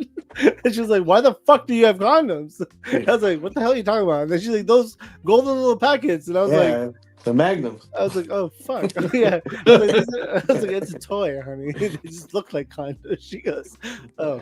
right. Then she like touched it. She's like, "Are you sure?" I was like, "Yes." You're like, I'm not sure. But it was You're just like, I give really them to the fun. kids every morning before school. It was just very entertaining. It was I was like, that's why I was like, I wanted to look like that, right? You needed to look like that, so Yeah. I wanted to just fill it up all the way and then like have it like sitting like behind me somewhere, like here. Yes. So people are just walking, like looking, go, oh my gosh. Yeah, exactly. Yeah. It's fairly entertaining. At least it was entertaining for me at that moment. Maybe my wife was a little pissed off at me, but yeah, it was so fun though. Now, we talked. So, have you? Again, this might be a weird question to ask, and you could not answer this if you don't want to. Are you allowed to talk bad, or are you openly free to talk if you don't like something about Mezco? Oh, Are you allowed to yeah. talk about it? I mean, I'm assuming if I was the maker, I would want to know what you like, what you don't like. Oh, yeah. Yeah. So, like, so that there's two parts of that. So, whenever I've worked on a couple of projects where they'll send me something ahead of time, and they just say, and it's always been the same way. They'll tell me, they say, they'll say, don't leak anything before this date or anything like that, right? Yeah. And then and I'll say, well, what are the what's the creative brief for this, or what's the parameters? You know, what can I say? And they'll say there might be something like, don't put it with another license, obviously, Okay. because it's their own IP. But then I say, well, what can I say? And they go, you just wait, whatever you want to say. The second part of that story is like when I did that hangout with Mez. Yeah. You know, this is the first time he's done like a live on camera interview, right? You know, Okay. interview style, or talking to somebody online. And I didn't want to like mess up that situation, not only for me but for other people. And so I said, hey, I'm going to send you a list of questions. I was like, if you want to look at them, you can just scratch whatever you want out. I want you to feel comfortable on the show. And he goes, don't need it. And I was like, really? And I said, are you sure? And he goes, yeah. And I said, well, I just don't want it to be awkward. And he said, Paige, he goes, if you ask me a question, I don't want to answer it. I'm just not going to answer it. And I was like, I can ask you anything. He goes, anything you want. So he's very, all of them, they're very open to that kind of stuff. So he wouldn't would he say he's not going to answer? Or just like stay quiet and look at you funny? It was like kind of his like joke kind of thing. It was like, yeah, you can ask me. I'm not gonna tell you. He's like that. Oh, gotcha. He's got a very New York sense of humor. I was going to say when I spoke to him, he was very New York. And Yeah. That's what Yeah. I felt that. I felt the New York in him. Yeah. Yeah. But I've never had them tell me, hey, you can't say that on anything that I've done. And That's cool. I've done a lot of, stuff with them, but they've never put like any kind of gag order or say you can't say this or don't say this. So Okay.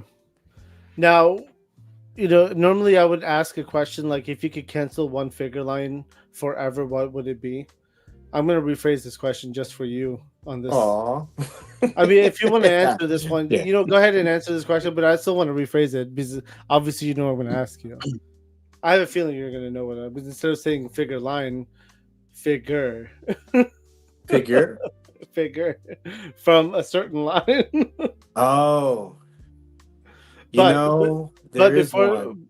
we answer the figure out, if there was a figure line forever, you want to give that Thanos snap to, which one would it be? I'll be honest. And You're I'm not allowed to say too. Super 7. Oh no. Oh, so it has to be a line. It has to be a toy line. Yeah. Oh, Funko Pop. Make it happen. Boom, it's gonna happen. It's Okay. happening now. It's already The happening. rumor is So it's happening I'm right not now. burning any bridges, right? So Funko Yeah. Pop. Right. Okay. Now we're No gonna rephrase bridges this burnt question. and no lies told. Exactly. Now we're gonna rephrase this question. Now, if you could cancel one figure from Mezco, what would it be? You know what? I'm still on the fence about it, but the new Superman figure. The new one, the new movie one. Gordon Smith. Yeah. Why is he not your Superman? And I like the classic Superman, but we were joking about it on the show, and I said, "Oh man," because we were talking about the movie, who saw it, what we thought about the movie, and I said, "Man, that's one I hope that they don't make," and they did, and they put it out, and I'll be honest with you, it's still in the early stages. It looks cool, but it was just one that I wasn't like, you know. So you remember I told you I'll buy doubles and stuff like that, right? That's the first figure I bought where I've only bought one. Wow. Really? All right. Well, yeah. Did you not like I the new completely- movie? I did. I thought it was cool. I just don't. I don't know. There's just something about it. I hope they make the rest of the like. I hope they make like Guy Gardner. I hope they make Hot Girl from the movie. And Mr. Terrific would be cool. Yeah. But Yeah, I don't know. There's just something about it. I'm sure it'll be like it'll be that standard Mezco thing where like, oh, once you get it in hand, you know. And Supergirl. Yeah. Oh yeah, that would be a good one. Yeah. Supergirl would be nice. Definitely. But I yeah, mean, that's Wait, probably- Mezco has like yeah, but from the movie. You want Power Girl? Supergirl from the movie? I want Power Girl from comics. Oh yeah, yeah, Yeah. From, yeah. I mean, they haven't made a Supergirl or George Power Girl, Perez right? is Mhm. drawing. They Yeah. haven't done a lot of female characters in general. Mezco. Well, now you have that new Buck though. Maybe we'll see a change in that, right? I would hope like it. It seems like a lot of people. It was a big upgrade. It was I a know huge people- upgrade. Yeah. I mean, I know people were worried when that Fantastic Four set came out. I still think that they were gonna do Sue Storm on that new body, okay. but I think because it was put out in pre-order for so early and they just didn't have time to do it. But now that Gwen Ghost I have Spider, no issues with that Sue Storm though. It was a good figure. I got it from Darius at Titan's Toy. I bought what's his name, Mr. Fantastic, and then also Sue Storm from him. I thought it was a good figure. Yeah, I don't. It didn't think have anything wrong issues. with it. Yeah. Yeah, I just thought that I thought initially they were going to do it because it was during that phase they delayed it for so long. I'm like, oh, they're gonna put on the new body, but they didn't.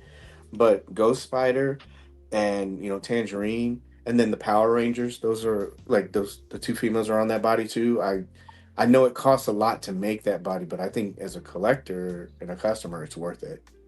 I mean, the Spider Gwen and Tangerine are amazing figures. Yeah, they did a really good job with them. So I mean, again, I'm waiting. I'm holding out for a Batgirl. I need a Batgirl. I need a Black Cat. I need a lot of the female figures that they haven't made yet. I need a Supergirl and a Power Girl, like Talib said. yeah. I think that's the reason why they waited a little bit. They had a long period like Harley. Harley was like the last, and then they did, Sue Storm. Harley was a great figure too, though. They did a good job. Like Catwoman body had an issue, is what I've heard. I haven't actually. I own 3 of them or 4 of them. I haven't actually opened one yet to actually play with it. So, Yeah, I think they were just waiting. I think like they had that space and they were gonna. That's why I say that they were probably gonna do it with Sue. But now that they have this, I wouldn't mind them doing like even going back and redoing Harley or Catwoman along with the new ones that you're talking about. I think it's a great body. It was nice for them to do that because I think they needed it. Yeah, I agree. I agree with that. Initial Goose. Which action figure has the best rack? That's a regular release. Nothing Gooner. Yeah, pervs. Interesting question. We'll start from the top. So go ahead, Toy Paige. Ouch, you put me on. I hope your wife is still there too. Yeah, she does. She has the best rack. Gosh, I don't know. Wow, Oscar. I would say We already know Tal was gonna say Maximum Hulk. Maximum Hulk, yeah. I got him. I Yeah. like him. I thought he's cool. We should I'm trying to find one on sale, so I could feel his boobies. Yeah, Yeah, if I can get it's a deal. little squishy. It's not squishy like the female ones. Tyler, do you like that one? Do you like Maximum Hulk?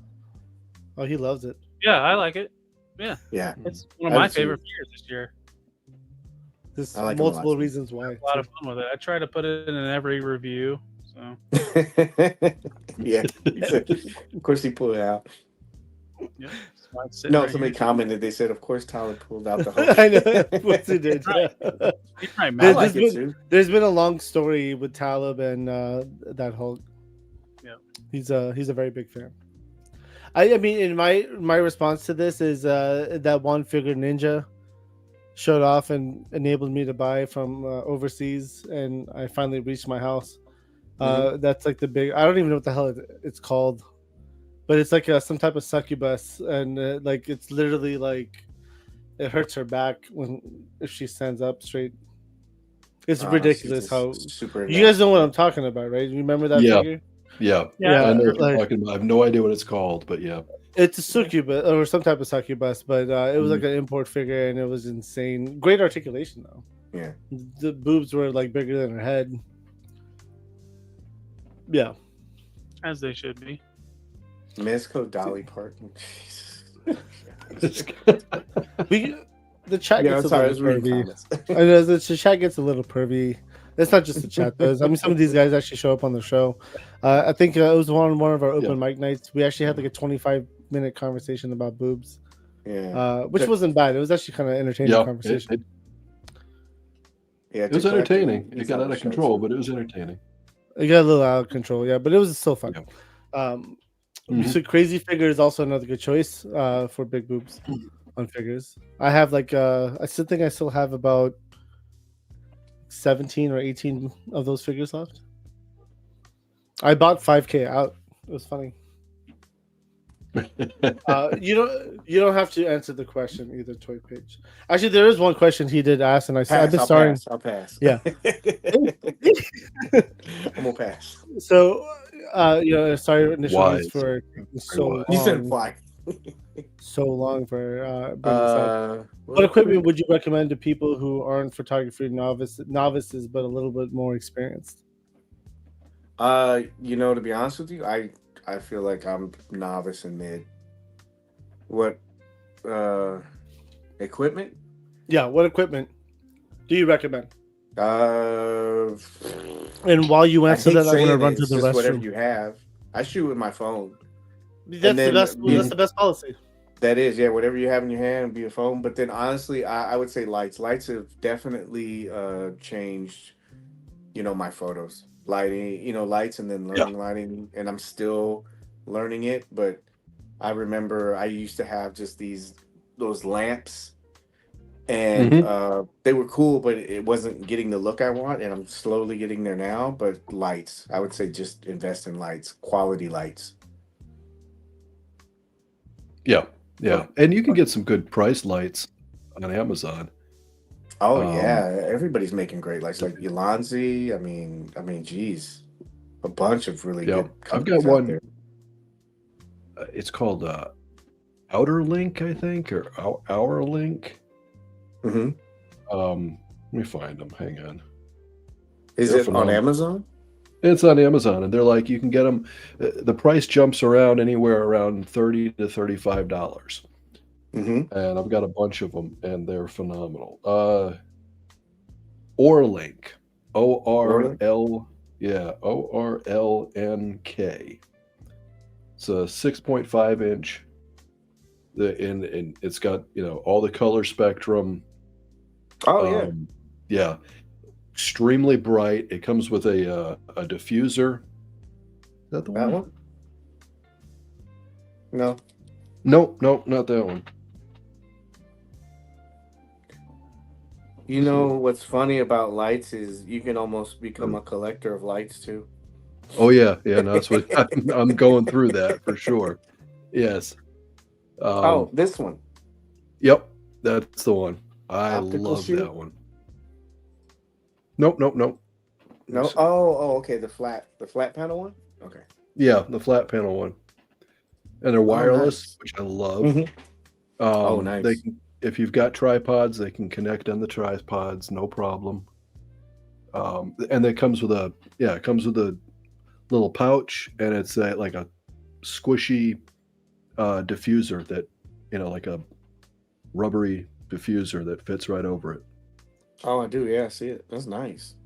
I swear by these, man. I think I have 3 or 4 now. Mm-hmm. And the only thing that I found that on these that's negative is sometimes they're almost too bright. So if I've got, a figure and I'm, just trying to concentrate on one figure, if I've got the light, sorry about that.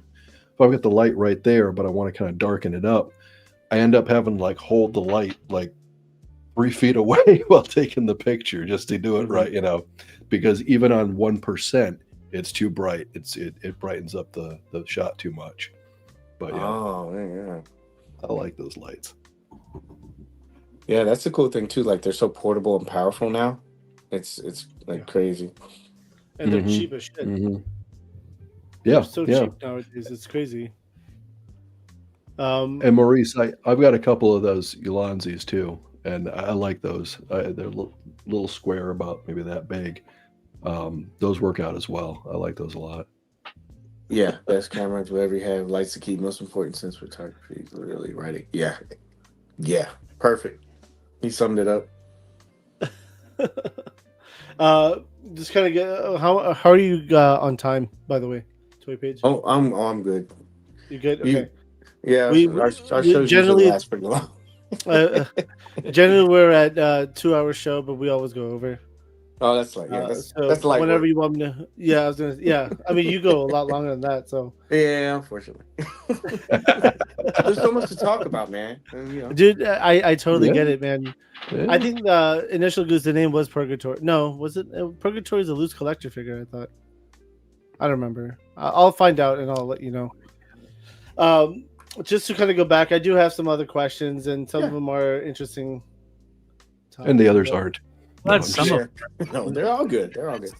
Some of them are interesting questions, not all of them, but some of them are. Now, Mezco is known for a lot of the exclusives. So, do you think these chase or exclusive figures are a form of manipulation to drive up the value of toys, or is it just good marketing? I think it's a combination of both. Okay. I think, how we just talked about Funko Pop? We talked about this on the show, on the last episode of the show we had. Obviously that's used as a marketing tool to drum up interest and create hype and stuff like that. Yeah. But I think if you make things too readily available, you can just saturate the market. Like Funko Pops are everywhere. I said it on the episode that I was on. You can go into 7-Eleven and you can find it, right? You can go to 7-Eleven and find Funko Pop? I can in mine. Yeah. I didn't know that. That's cool. I mean, I haven't been to 7-Eleven. 7-Eleven of Funko Pops. I drive a Tesla, so I don't go into gas stations often. You don't need a coffee? Not. I just drink it at home. Okay. Well, it's like $10, bro. That's like a Ollie's toy. What? Yeah, place? but Yes, they just have them there. $10 coffee. No, like Starbucks. Oh, well, there's your problem. Well, they're selling glass ones now, right there, right? Like they sell that glass bag. Right. So, so you're saying it's a mix of both? I think it's a mix of both, but I think you can oversaturate the market. So it's a balance. Where I think the biggest part about it is I think you can do it, but you can still provide that to customers. Like they did it with that Red Hood, right? It sold out really quick. It sold out really quick at New York, and then they saw how popular it was, and so you just open it up a little bit more for people that aren't able to get it. And I think you're doing a service not only to the company, but you're also doing the biggest service to the customer. I think there's a way you can do it. Mez did say one time when we were on that hangout that we did, he's a product of that. He's the product of mailing in a bunch of coupons and you get your figure. or you going to Right. some of these places and they only had, that Boba Fett figure. Yeah. It's there was limited. So he likes doing that every once in a while, and I'm glad he doesn't do it all the time because I think that alienates your customer base to a certain extent. It But does. Yeah. I think it's a It good can. mix. Yep. I mean, Okay. Yep. I'm with you on that. I think it's if you balance it properly and don't overdo it, it becomes a fun side project. I think also it depends on what exactly you're offering as the chase. If it's something that everybody's going to absolutely be gonzo and want, yeah, you might not want to go in that direction. I don't know. Maybe something that people can live without. right. Yeah. I think they try to do But that with the no. color variant exclusives that they have. Hmm. You know how you'll see some of these, like people will say that, oh, it's another Krieg figure, it's a repaint. I think you can do that and still do them at conventions where people aren't able to just go. Yep. You know what I mean? Like if there's a color variant, you do those for your San Diego exclusives. But something Hmm. like it's hard to kind of tell, but like something like a Casey Jones where there's a huge fan base. I don't know if that's good. But like I said, Right. they've tried to look at that stuff, and now if you look at San Diego, and we just got another pre-order for Casey Jones, so that's where the Yeah. balance is. I think if you know your fan Right. base really wants it, you do it, but also it kind of like weeds out like who's collecting for collecting and who's not. You know what I mean? Hmm. If you Well, make Yep. some of those I think limited, I think a lot of it also goes to scalpers though, because I think scalpers see that and they go after it. And that was like another question I had. The ethics of resellers and scalping. Do you think reselling is just part of the collector game now, or is it hurting the hobby? I mean, it's always been a part of the game, right? yeah. I mean, it is part of the game, but do you think it hurts the hobby of the reseller market or the reseller game? Because again, like you said, we're talking exclusives as well, right? So I think these that's some. scalpers and resellers are going after some of these exclusives, and they buy them all out, and then it's hard to get for the Right. regular And consumer I sometimes. and I think So there it goes that back to comes in collecting. waves. I think there's waves of that. There are times when the scalper market is harsh, and you hear everybody complaining about it. You hear the complaints, and then it Mhm. starts to settle back down. And then there's no scalper market or very little to see. I think it depends on the demand of the product being scalped. And if you've got something new that's coming out, and somebody was able to get a hold of a ton of it quickly before everybody else, that's gonna ramp the scalping up. Like for instance, Cobra Island Major Blood, when that leaked out a few years ago, the original Major Blood for Classified. Mhm. It was, I mean, it was getting put up on eBay for like over $1,000 in the very beginning, and then when the market settled and they started hitting the pegs, nobody was buying them. You're buying them for retail price or lower. Well, that Yeah. very artwork It's carded GI Joe figure of Flint went for like 1,000, and that was a Oh bid. yeah, yeah. right. If you're gonna send a link, Toy Page, I don't think you'll be able to post it. You just put it in the private chat, and I'll post it out there. Oh, okay. Sorry about that. No, I'm just letting you know because even though it looks like you're posting a link and it goes through, it's not. Okay, I can send it to you because it's on the phone. Unless you want Okay. me to, do you want me to time out real quick and do it? You don't need to. We'll send it Okay. over. I know the collector pretty well, so I can send it to him because I'm curious to watch it myself. To be honest with you, so Mhm. Mhm. I'm interested also. Uh, but you guys, the options you guys gave is Hasbro. There's a very large difference between Hasbro and Mezco when it comes to the amount of releases that are coming out, and Oh just yeah, figures in general. There's a night and day right. difference between those. Oh Uh, yeah, I'm ignorant to Mezco. I'll just be honest. I don't. I've never been a which is Mezco collector, so yeah. no, I get that, but Right. that's what I'm saying. Like, Mhm. so while Hasbro's doing like let's just say 5,000.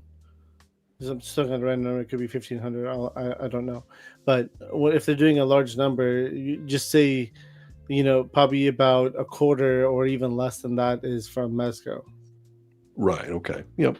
Is what I would Yep, assume. More batches. I mean, like, Right. SCCC would be a good example of this, right? There was an exclusive at SCCC, which was that Shadow Doc Knock. Oh yeah. Holy shit, dude! Yeah. Every morning that was the first booth we would hit up, and every morning they were like, "It's sold out. It's sold out. No more for today." I was like, "Dude, it's 9:20. It's sold out." Yeah, so you know what happened with that, right? It was very limited quantities, right? Well, so yeah, but they did the same thing they did with the Red Hood. They said that, okay, I can't give out the number, but they had X number. And Yeah. they divided over the days, and they said, because that's another thing, again, about having us there, because they were like, okay, we're going to put this up. And they were like, well, do you think it would be cool if you did it for over a couple of days? And they go, no, we'll just put it out and we'll just sell it.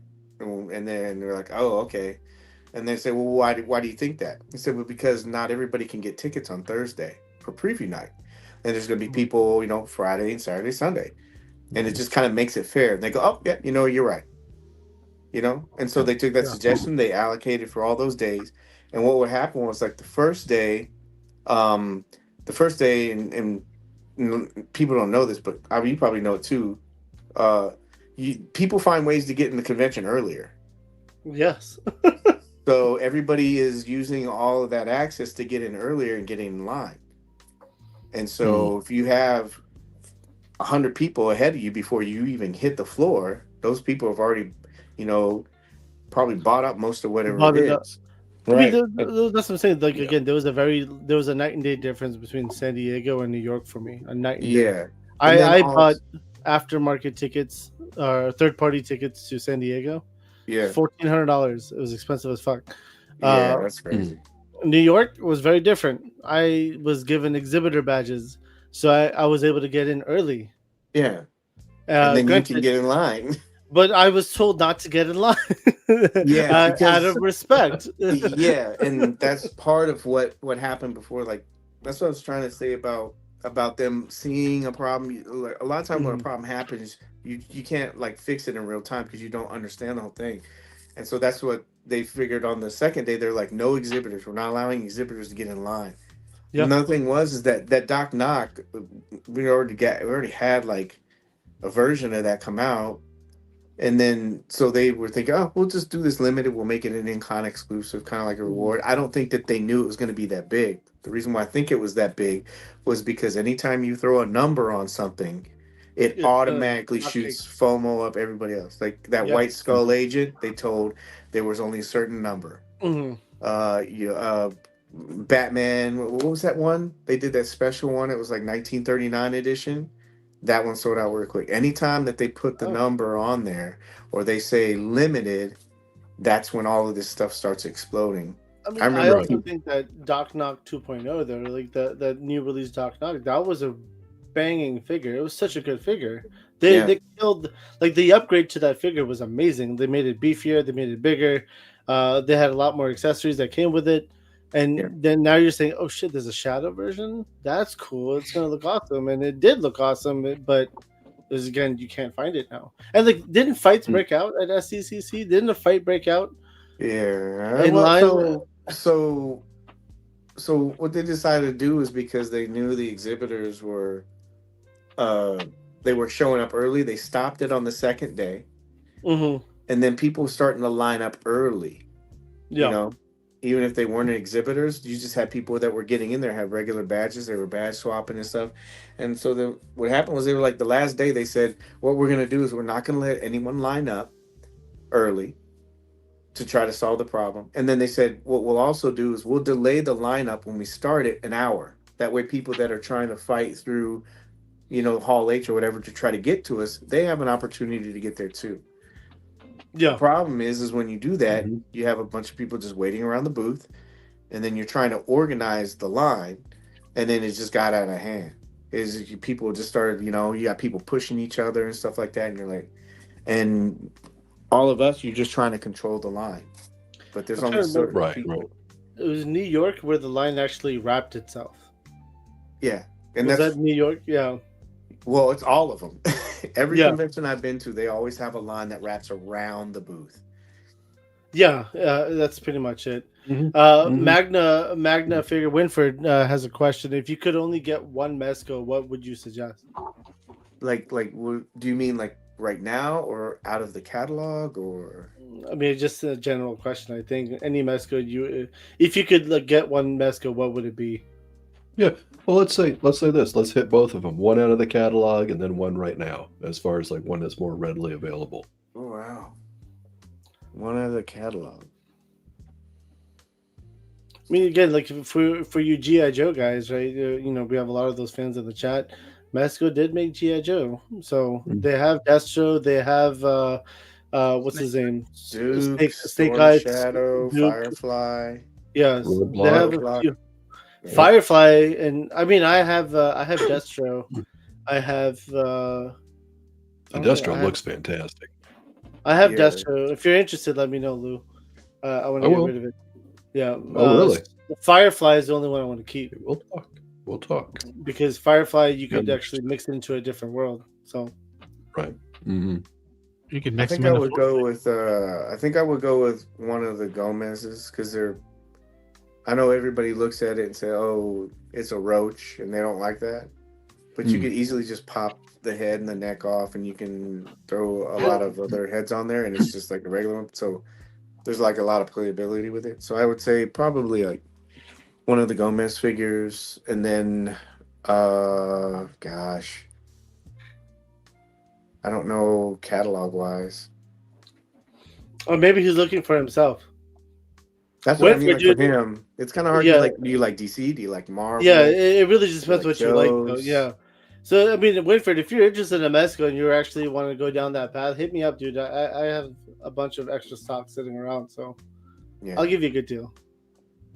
Because again, like you know, like Destro, I have one left, so I think it's actually like all the way at the top. You can't see it because I have a bunch of boxes up there too. Okay, that one's pretty much spoken for. That one's pretty much spoken for. I had the the SD? What's up? I said there wasn't a 7-second delay on that response. It wasn't. Yeah, I was gonna say I had the Snake Eyes, the Commando version. That was the exclusive, right? The SDCC. Yeah, that was. I that's a had good that, and I ended up selling that one. one. Wow, really, Javi? That's a good one, man. I don't really care for G.I. Joe, to be honest with you. The Firefly, the only reason I really want to keep that one is because you can mix it to a different world. Like he's just a military dude Yeah. in the getup, and he's got a bunch of cool accessories, and that just looks good. So, like, you know, I found Firefly at one of the cons I was working at, and I was asking a bunch of people, and they're like, "Yeah, I have Firefly," and I got it for like $90 or $100. So I was like, I was excited. I was like, "Hell yeah, okay." Done. Done deal. But again, it's really what you guys like, honestly, because again, Mezco has they have Star Trek. If you want Star Trek, they have Star Trek. They have you know, I would recommend one of the Gomez's, like you said. Yeah, exactly. I like so much of their stuff. It's hard for me to like really narrow down on a couple. You know. Well, the Gomez has, I feel like Gomez gets the most love when it comes to articulation, when it comes to even accessories. I feel like, you know, he gets, you know, that's your own IP, right? That's Mezco's own IP. So they're giving a lot more love to like the Rumble Society stuff, and it also just the figures articulate a lot better than some of they're more fun to play with. Like most of the time I'm taking I mean, here, dude, it's probably over here somewhere. This is this pouch I use for my travel figs case. And I remember you showing that. One of the figures is a pink skull just chilling. So I travel with these things, and I have a bag of. Oh yeah, I've seen that. That's I could put them around, have fun, you know, all that stuff. And Mezco, like the Rumble Society, is definitely one of the figures I take with me everywhere. They're easy, but they're easy just to mess around with, and they've gotten a lot better. I like probably like 98% of the stuff they put out, so it's kind of hard to narrow it down.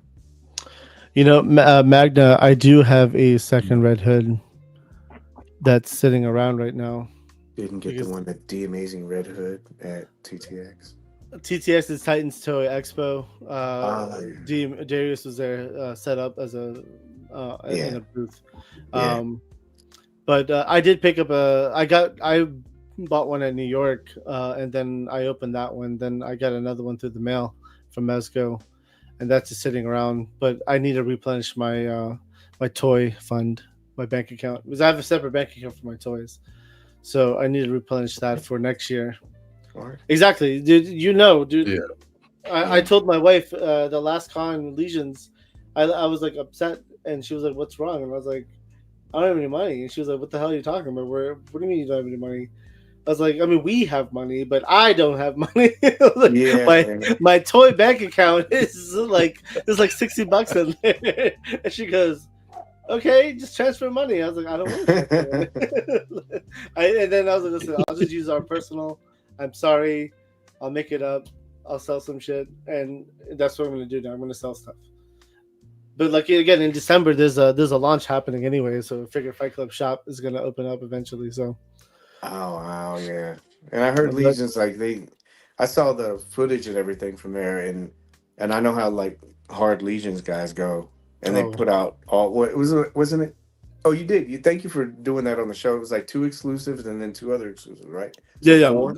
no. So they had so the exclusives. It's actually right next to me, to be honest with you. Yeah, the Koi and the other one. So Four Horsemen did surprise drops, right? That was one of their things. I'm trying to see it. So this is the Koi. With Rumbler. This is one of them. I didn't buy the other one. Oh, actually, I did buy it. It's in the box somewhere.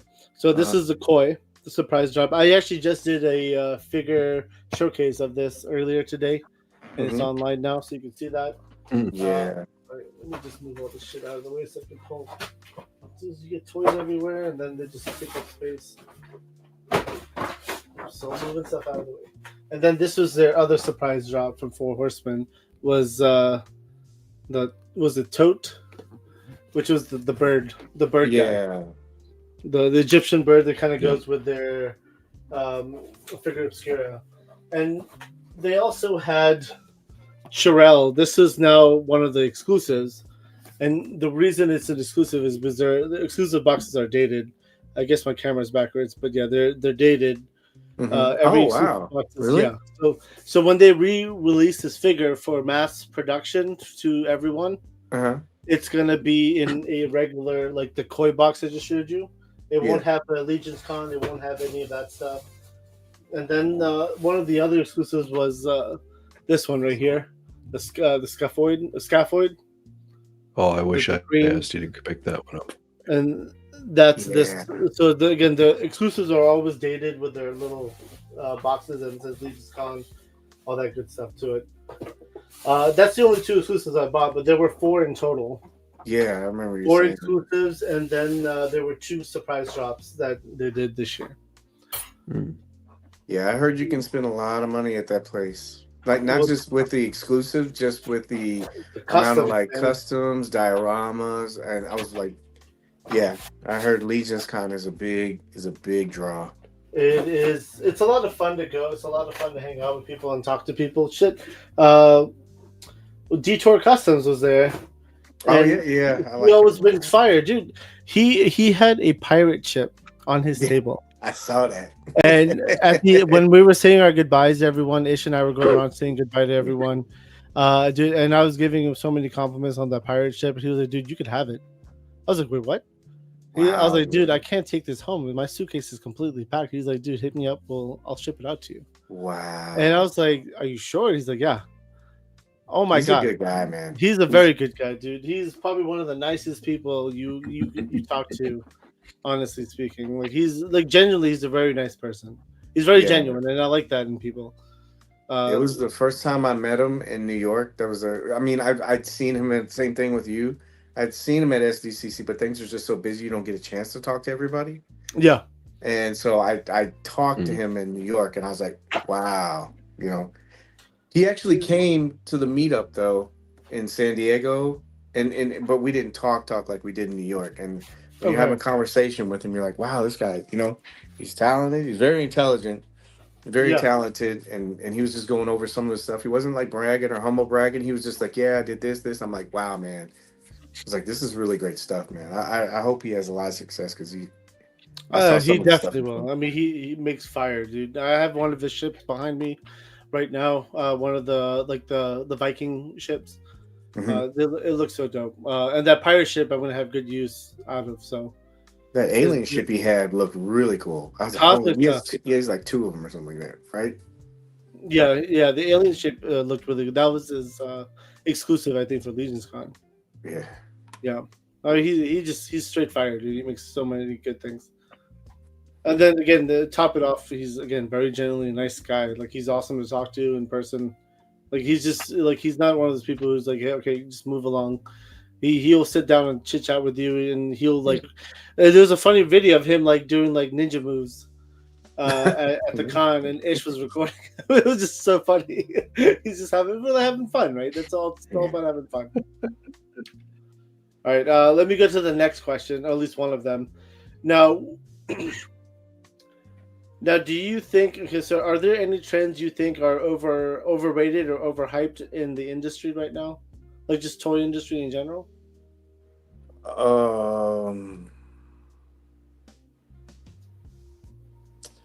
No, not really. Not right now. No, I can't think you anything. don't think No. anything's overhyped Overhyped? or overrated? No, I think there's a nice balance between everybody. I was surprised to see the I'll call it. I don't know all the technical terms for it, but like the aquatic stuff that Legions was doing. Uh-huh. I'm not saying Mezco did it, but it was cool that Mezco did Nemo stuff. I was gonna say Mezco did do it. Well, I mean, but there's also been other companies that done it before Mezco, so it's cool because it gives like variety amongst the lines. Like you had somebody probably did it before Mezco. Mezco did Nemo. They did the Crab Louie stuff and all these other stuff, and now you got Legions doing their stuff, and it's almost like you could take all those things and put them together because they work. So Dude, so now I'm kicking myself because I sold my Nemo. Figure, and now it's like so. 2026 is year of the pirate. I was gonna say put a pin in it and see if everybody's tired of pirates by this time. Yeah, like Legions. I'm not. Who's it? Bobby, right? Bobby's doing Valaverse is doing the modern day pirate, and then you have the Corsair. There's a new toy line coming on Kickstarter that's coming out next year on pirates. And then you have Savage Crucible doing fish people. You have Legions doing the fish and the animal creature, like the sea creatures line. Dude, next year is Year of the Pirates. Yeah, it's gonna and they might be getting Johnny Depp back to do another Pirates of the Caribbean. I think that's already confirmed. I think he already signed the contract on that one. Yeah. So. It's just like just like with Transformers. Usually, if Hasbro's producing something, all these third-party companies start kicking in, and I think it's because they know what everybody's doing because they're all using the same factories. So they're like, if they're doing that, maybe we should try that. I'm sure they all talk to each other too. I'm pretty sure, like right? So they're not stepping on each other's toes, and so. But it's just funny how you see that wave. Pun intended. It just. They did it, some other company, Mezco. Now you got Savage Crucible. Now you got Legions and Valaverse. But it's nice because it's all. If you're smart enough, you can world build.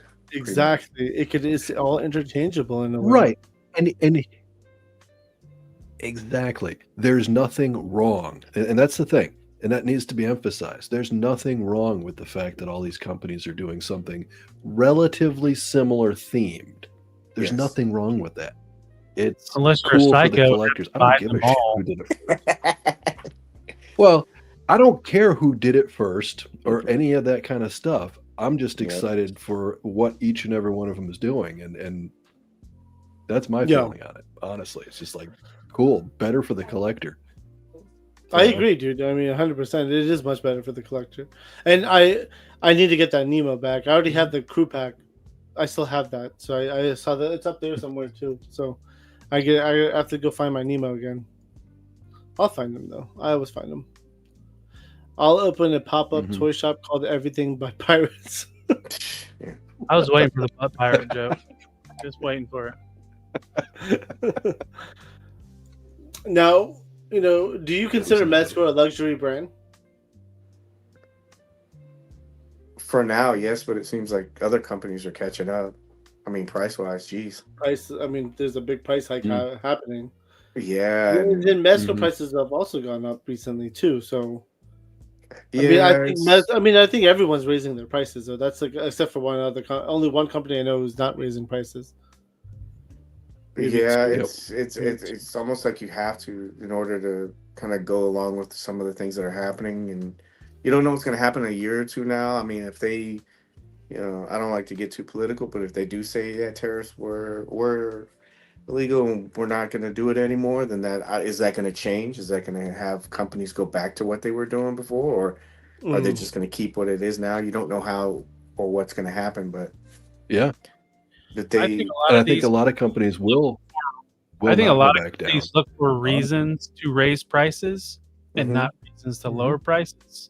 And when yes, there's a softball thing because- with them like tariffs, it was real easy for them to justify raising I prices. mean, they had a very good excuse to raise prices right now, and Yeah. most companies took advantage of it. Right? I mean, Yep. it makes sense. I mean, I honestly, as a business person, I would have done the same thing. yeah. I mean, again, Sure, it's more profit but- in my pocket. But again, I'm thinking business for Right. me, not for you, like the customer. Right.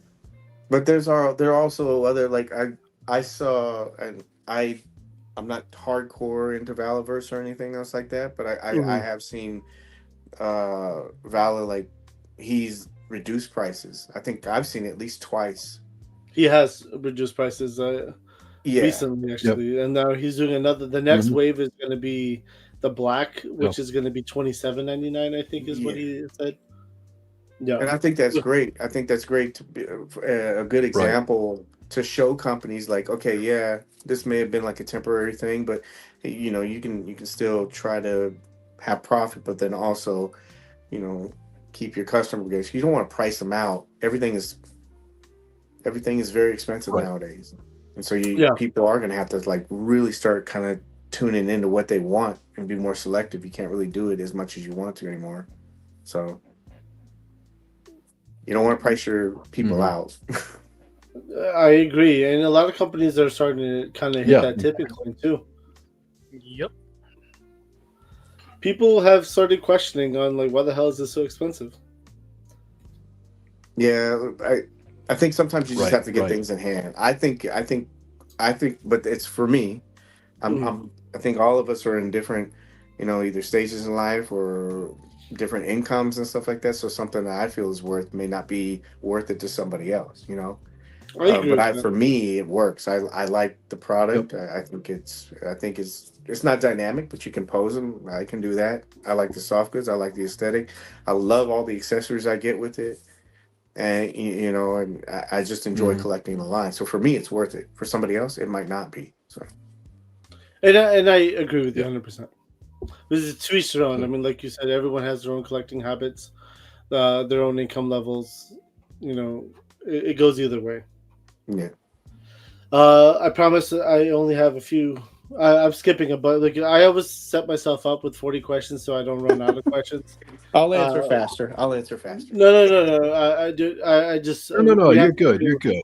Yeah, we have to do an after show as well. So We're not. what'd you say, Talib? Said you do 40 questions, and we're at number 3 right now.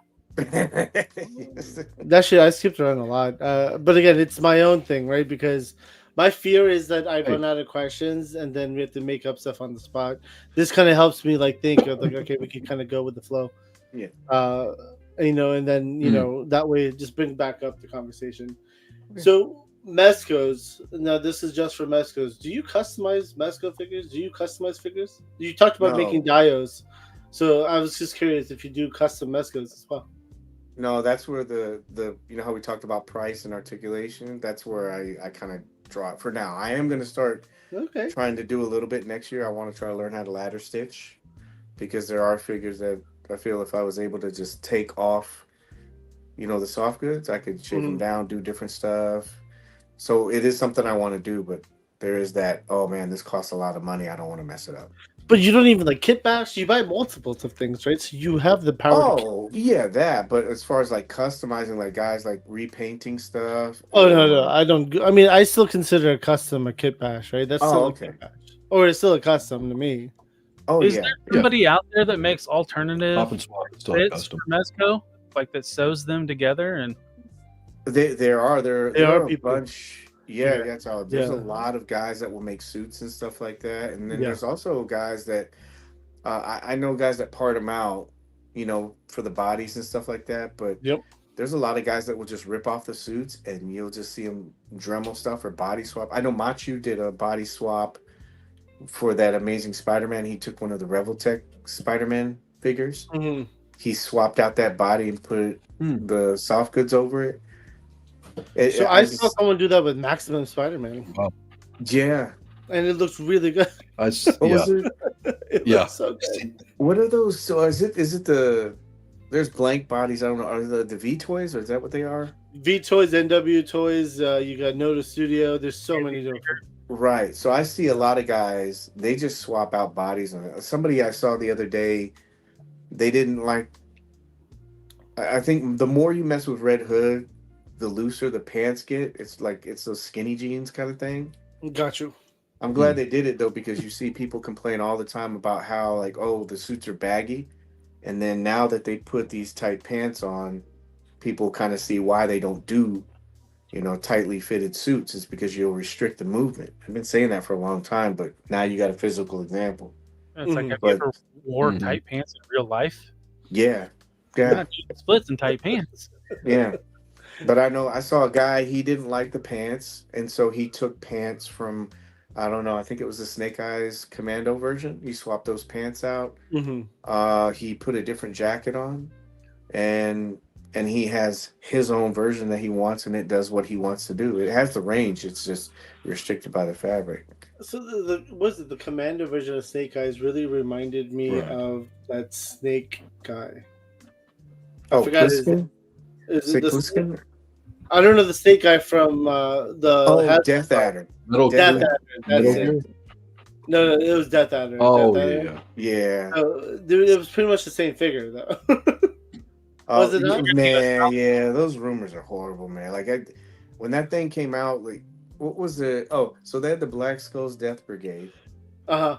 Then they had Blade, and then they had there was another one. Oh, they had Snake Eyes, Okay. and there was so many people saying, "Wow, they're just repackaged." And then they had Death Adder, and they said they're just repackaging the same figure and putting it, And I was like, no, it's not the.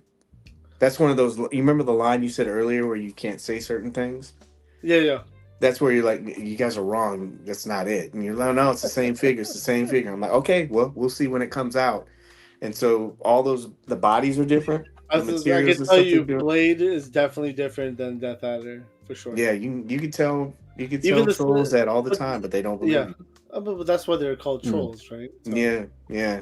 they're doing their part. Yeah, That's their it just job. affects everything else. That has a huge impact on community. Oh, I'm Yeah. sure it does. I'm sure You it get does. people doing that, and then it just creates a cycle because somebody will say, "Yeah, that's the same figure." Oh, it is. Yeah, it's the same figure. No, it's not. Well, I guess I'm not going to get this figure. And then later on, 6 to 8 months down the line, then you got these guys who are like, "Oh man, this does look good. Now I want it." And then, like you said earlier, now you got to pay aftermarket. And when you pay aftermarket, you're not Right. blaming the people that are charging you. You're blaming Mezco because they didn't produce enough because they do a pre-order. And they You say, should okay, be- 500 people want this. Let's make Yep. 700 so we have some for QC. And then it was like, oh, why is Mezco making a limited release? It's like, no, that's what the demand was for it. Exactly. Right. No, I like the Right. Death Adder, to be honest with you. It was a good figure. Yeah. But it just reminded me of Snake Eyes a lot. Yeah. It's just the cycle of it. That's Yeah. what I mean. Like, it's just, I mean, again, I never played with Snake Eyes, but I know that Death Adder had better articulation. yeah. Yeah. Some of them, it's the material, like if they use that vinyl and stuff. But it's, Peace out, Matt. Okay, so let's just jump over to conventions. And so you don't customize, but do you kit bash? oh, yeah. I You do like kit doing that. It's like light kit bashing. Yeah. Yeah. So like for example, I use Constantine body, and I made a Stan Lee. Oh, yeah. Pop the Marvel Legends Stan Lee head, tucked in the shirt, tighten up the tie a little bit, and then just give him a pencil. Yeah. I Cool. have a bunch of that stuff on my Instagram. Like there was you remember Casino Gomez? Yeah. So I took that head off and swapped out the neck and it was the Indiana Jones Adventure series. But I took the Cub Oh. Obi-Wan and you put the head on him. I think it's Okay. on my Instagram, but like it looks just like that. It looks like he does in Temple of Doom. He had the Tom Ford suit Yeah. and everything. I think I Just- saw that photo. Yeah. Jim Gordon. Jim Gordon Gordon. had Yeah, I did that too. Yeah. yeah, I took Prune Face's body and I do swaps like that. Or you can just take like just normal stuff, pieces from other I bought a figures and shit kind ton of of Constantine figures, to be honest with you, because they were cheap at one point. Mhm. Today, apparently, they're like expensive as hell. But Yeah. back in the day, they were like $60 at one point, and that's when I picked them all up.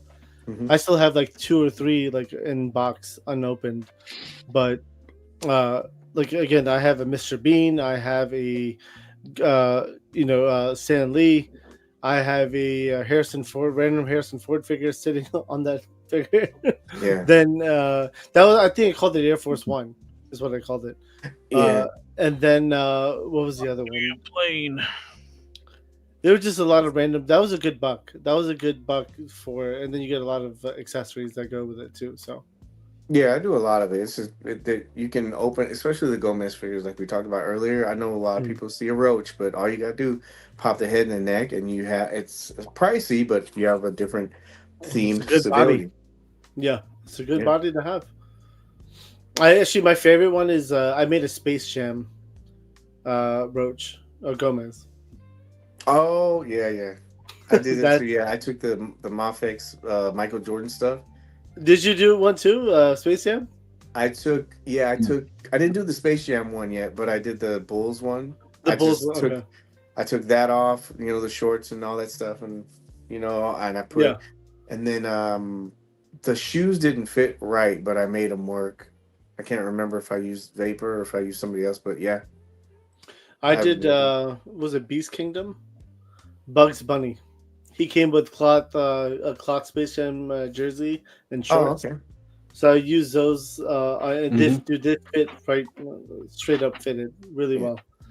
And I kept the same shoes on just because I was like, he wears Converse. That's his thing. Yeah.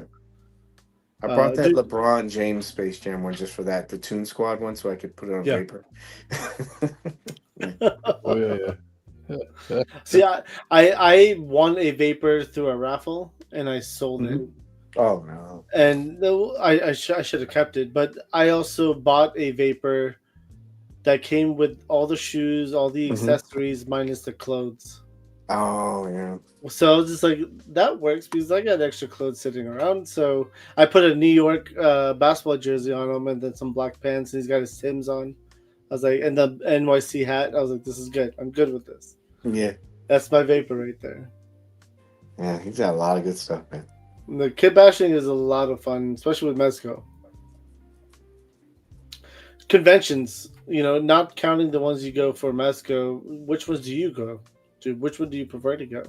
Do you go to any? I guess let me ask that question. Oh yeah, my girlfriend, she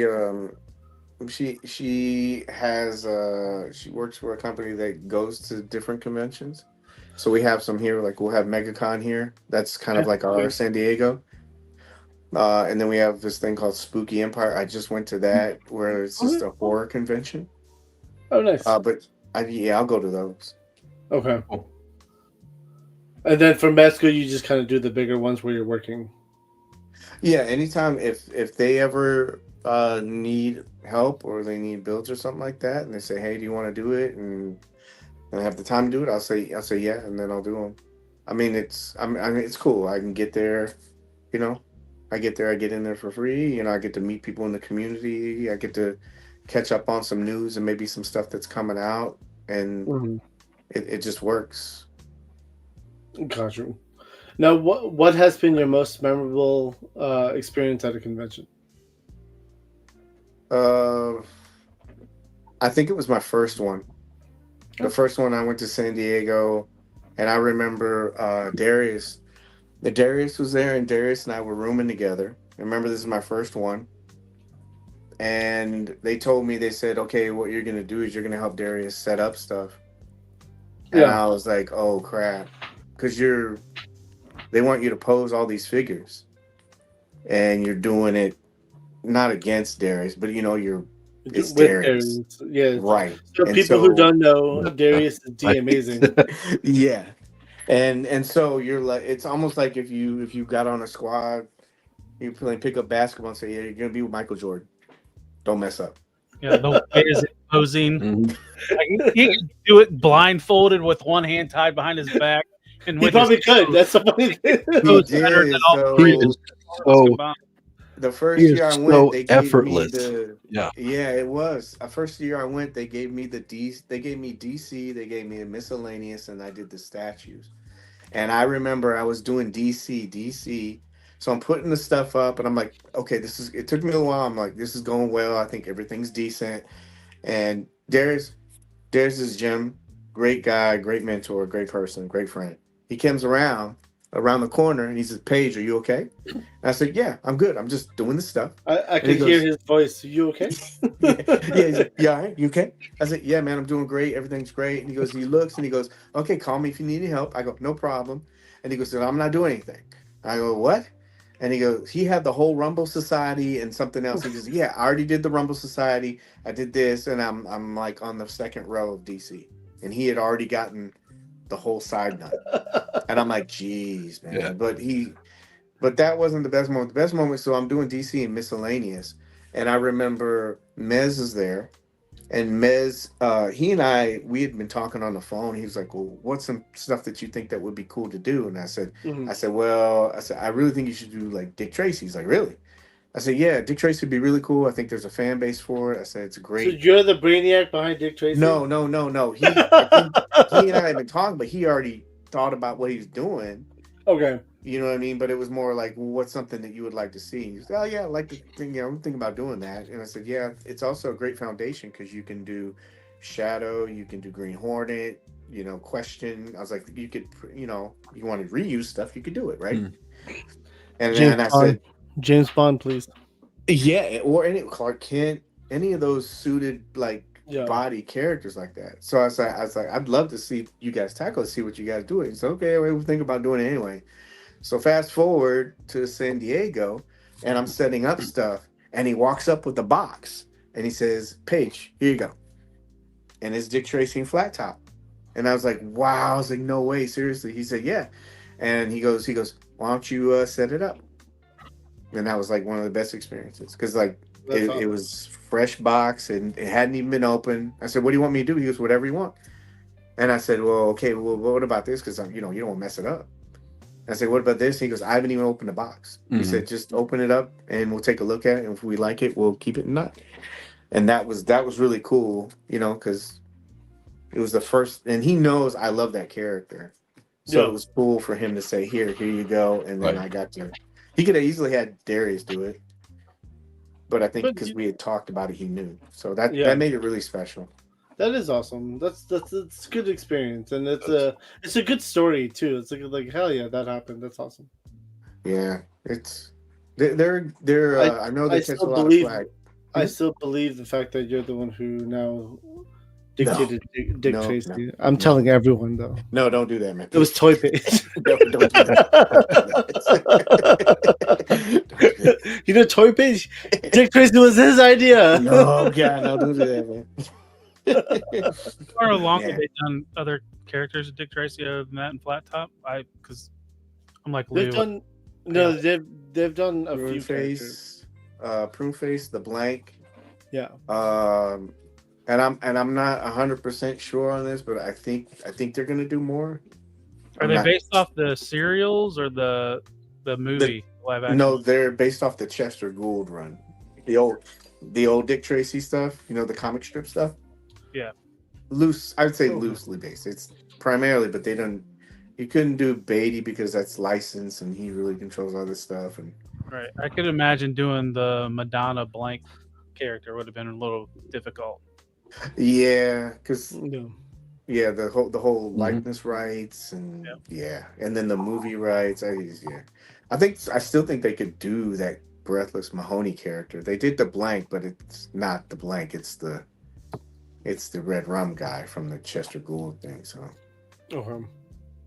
So, next time you talk to Mez and he asks you what other line we should do, who framed Roger Rabbit? Yeah, that would be cool. I heard That that they're would be- doing That would be killer. a Jessica Rabbit standalone movie. I've heard that too because the people Really? who created, the people who created Roger Rabbit, like the original, before whoever bought it out and changed it, He just got back. it just got their license now is over, so it's going back to the original creators, Yeah, and they're gonna make a Jessica Rabbit movie. I yeah, heard about that too. that's a good movie. Very man. cool. Yeah. I would. Because, I mean, there's no figures unless it's like the rubber stuff, right? There's no figures from that line, and Yeah, I can think of that I it. remember, like, there's no like I guess Super 7 did create the reaction stuff from there, but dude, I would love a Jessica Rabbit or Roger Rabbit. I mean, that'll just be fun to have Yeah, in a toy line. And, like, that'll be like the mask, right? Like when the third party companies came out with that mask figure. I know Oh, Mezco yeah. created a mask one too. That was from the comic though, I believe, right? The Mezco yeah, mask. That was the comic book one. yeah. A lot of people were like, Mhm. "Why is it not in the yellow suit?" I'm like, "That's not the version. It's the comic Yeah, one." it's the comic version, and I kind of hesitated. I didn't buy it, and I'm kind of kicking myself for not buying it because I found out later on it was really good figure. It's a really good figure, and Yeah, now it's also like crazy priced out, and you can't buy it at a decent price anymore. I Um, I had a question really quick. Do you guys, yeah, when you guys see Mezco and you see them put up for pre-order, I know that they do use a lot of Photoshop and other things. Does that automatically make you guys apprehensive about even pre-ordering? well, I mean, I'll answer this because I know Talib and Lou both don't really collect Mezcos in general, I but was tempted with some pre-orders this year, but go ahead, Avi. Yeah. I mean, do answer the question. Yeah, I want you to go first. I mean, I was tempted to pre-order that Red Hood, but at the Mhm. same time, like, I've not had any experience with Mezco, so I wasn't sure when they charge or Yeah. stuff like that. So I didn't do it, and I was real close with that Conan too, just because that was like one of the first times that like Arnold's face looked good, because I think Yeah. Evan's version of Conan was horrible. Yeah. Like, Mhm. but then a lot of people were It saying was really good. Don't say that. they're waiting for the better version of Conan, not the one where he's painted, where he's more. So Himself. Oh, not the pit one. God, I know which one you're talking about. It's all like the fur and stuff. I forget what he's labeled on that one. I know which one you're talking about. Not the one where he's like got the black on him. The one, Yeah, pit the other fur. version. Yeah. Yeah. Yeah. Yeah. I Both mean, of those. are good, man.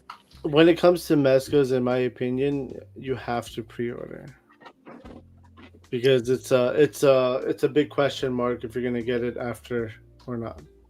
Yeah. So if there's a character that you really like, so like Nightwing example, the blue one came out first. I pre-ordered it. The red one, I saw it. Was it SCCC? Mhm. I bought it there.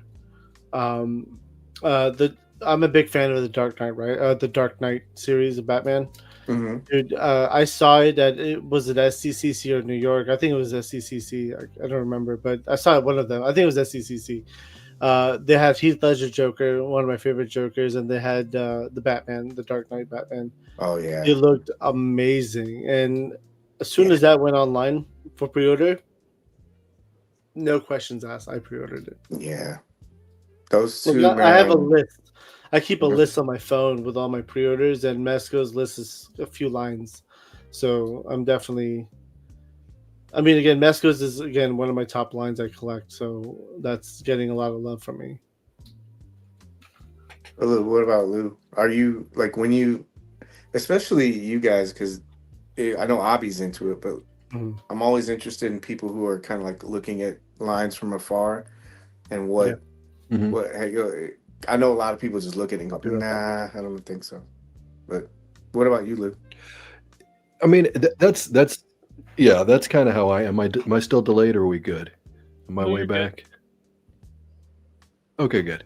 Anyway, when I look at like for instance, what I think the first time I really took a good look at Mezco was when they were doing their GI Joe stuff, and so looking at the Destro, I really like that figure, and I came close to. It was a price tag that held me off.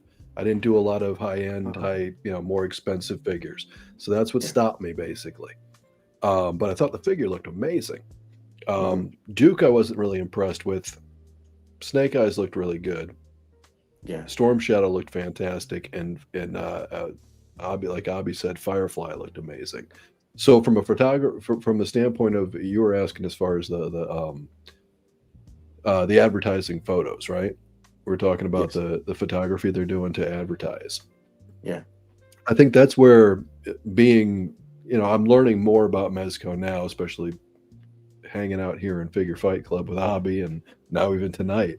But being a novice to it, looking, I don't know how to describe it. It's something different. It's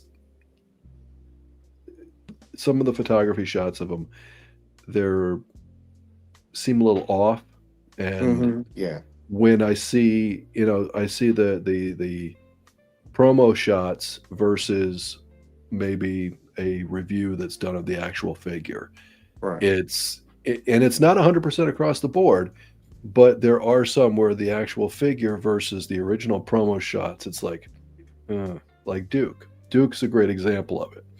When I saw the actual final product, I wasn't a big fan, and I was like, okay, well, I didn't miss anything. But I think there's a lot of that in a lot of lines. But yeah, that's where I would stand on that. So the photography is excellent, but in some cases, kind of comes off as maybe a little misleading. Yeah, that's what I was wondering. Like, because Abby and I think we're in the same category. Like, there might be a little bit of a difference of where you have a little bit of hesitation. Like, I don't know about that. There's another company or the price, like you guys said. But like for me, I came from a when I first started. You always, when the pre-order went up, you just bought it because you didn't know if you were going to get it, Right. and so you got it and you looked at the pictures later, and then you really hoped that it was just good later on. Well, the thing is, resale as well. Like, let's say you didn't like the figure for a Mezco you got, you could probably sell it as quickly as you got it in. Right. Like it would move like the same day, or like in 2 days, it'll move very quickly. Yeah. But if it's saturated now, like if it's sitting like 9-10 months in the market, then it's a different story. But if it's fresh, like brand new, and you're like, I'm not feeling this figure, you want to sell it, dude, someone will buy it off you right away. Yeah. And I know because we're in the line, so we kind of know that. Yeah. But I'm always interested in someone who's just casually like just looking, that's not into the line and what they think about it. Because I know when I look at it, I can tell and I go, okay, yeah, I understand. Maybe the figure's not completely done yet, and there's some altering to it. But I know what I'm going to get because I have experience. That's why I always ask somebody who just looks at it and goes quickly and says, and has to make a decision right then and there. I'm always interested in how somebody looks at it, because that's who the new people are coming in, right? That's how you're getting them come in. I would say the biggest thing that hesitates me is not the price, what some might think. It's, I don't like the look of soft goods on action figures. It has, like I think the Hulk, although I didn't like the Hulk's design, like something simple where it's just pants, or there's not a whole lot of soft goods. It's just, it almost feels, I don't know, it doesn't feel like an action figure. Maybe that's because I'm just so used to what the standard action figure has been for all these years, where it's molded plastic or like a vinyl type plastic, where soft goods just, it doesn't. But like I said, the Red Hood did. Part of that is because he has like a flowing like coat that he wears. Right. So that's something where you kind of want soft goods. or capes. Anybody that has like a big cape, maybe a Moon Knight would probably look really good. I can't think if I've ever seen like a Mezco Moon Knight, but stuff like that's what would be the main thing that I would look for. But it's just something with the soft goods that's off-putting. Mhm. But the thing is, with these other companies now who release soft goods and capes and stuff, dude, I just bought a few capes because I'm doing kit bashes and customs, and I was like, I need this type of cape. I just went on GPS lot or on eBay and I bought a bunch of capes, or even Amazon, bought some soft good capes, and then you just kit bash your own figure. Yeah. Yeah, I think Magnus said like a really good comment. Like soft goods can like make or break a figure. Some are really done well, Yeah, and some just come off like as bulky. I totally understand what Kyle's saying because I've collected Mezco and soft good figures so much now. It's almost I can't unsee it anymore. I'll be So when right. I My look at a wife is Legends, calling, so I'll be right back. yeah, when I look at a Legends, I Yeah. still think aesthetically they look really good, and I understand the design, Mhm. but I always see like joints, you know. Yeah. It's almost Yeah. like the reverse Yeah. for you, when you see soft goods, you're like, I don't know about that. So I totally understand what you're saying. That I think it's like what you're collecting, and nobody's wrong. I don't. I hope nobody thinks that. I just Right. that's why I No, mentioned no, about the it's whole all soft opinion. good thing. Yeah, Yep, it's all when I personal look at preference. Your yeah, opinion has to be like mine, or I mine know needs to be exactly. yours. Yeah. So we all can buy it. So I'll we be all right have to back, buy the guys. Sorry same to company, interrupt. and then we get mad. I have to go check out my son. I'll be right back. Okay. Okay, we'll be here maybe. Forget Okay, that. let's move the stream, guys. You saw We us need that leave now. Mezco shield to get us to buy more toys. We'll switch real quick to the members stream. All of us will switch over. Yeah, I'll be just come leave. back. You'll Just be mess like, with Where'd them, you guys like go? just keep this one running and like have two run at the same Right. time. you'll be like, what's You going might on? frown What upon happened? that. Oh, But you know, at the Probably. same time, I collect Transformers, so there's really no soft goods in Transformers. So I'm really used to like that Yeah. look, metallic, squared body shapes. Yeah. Well, you know, I know for me, some of the just the basic. What am I trying to say? I'm getting tired. The aesthetic that I love as an action figure collector comes from being a kid collecting. You know, for me it was GI Joe was the biggest one. Star Wars, but it moved into GI Joe as we went along. And so when you start putting too much in terms of clothing and things like that, like you were saying, Paige, like the joints, you prefer not so much seeing the joints, whereas I'm the opposite. I'm the reverse. I have come along now. I don't want to. I don't like pins, you know, and I don't like gaudy looking joints. I like when they're well sculpted and hidden as best as possible. But like the hips on a figure, yeah, I know that's. But I love that figure. But like those hip joints, it's like that's how I see an action figure. Yeah. So when you put pants on that and that's gone, then it just, while it does look, depending on if the soft goods are done well, it can aesthetically look better, right? More realistic. Yeah. I don't know, but then it takes away the toy aspect for me. Yeah. I think it's also like I said, like conditioning too. I played with Mezco. It's my primary line, so it's almost like when you see something different, it's like whoa, because it catches your eye. They've gotten so much better now. I remember when I first started collecting Legends.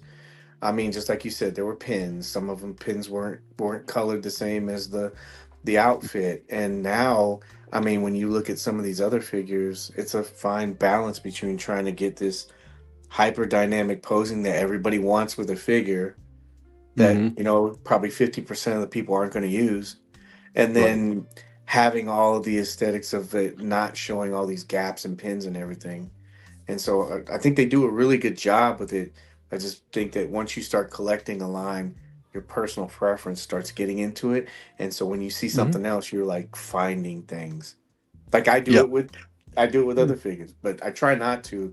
and that's why I like just collecting as a whole, because you can take these pieces like we talked about from different places, and you can world build Mhm. probably be better than you would waiting for one company to try to finish a team or finish a whole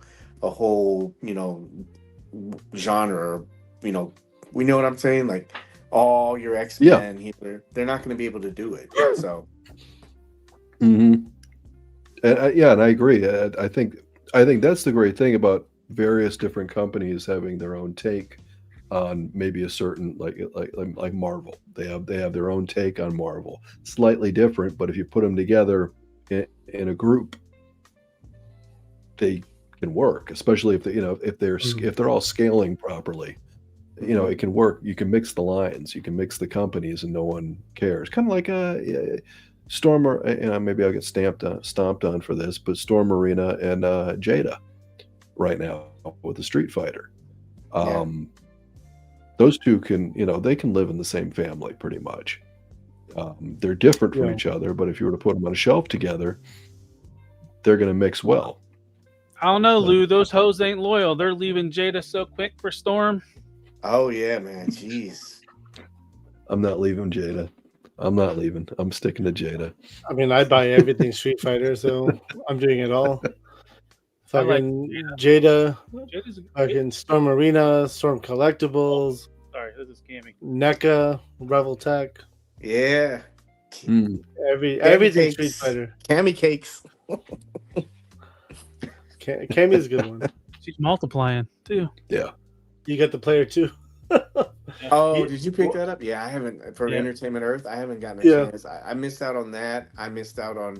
I was so dumb. I was at San Diego, and I'm like, June's over there. I'll go pick up Dazzlem and buy some a little bit later. And I go Sold out. Yeah, I was like, dang it. And Oh, I was like, over here as well. I haven't even opened them.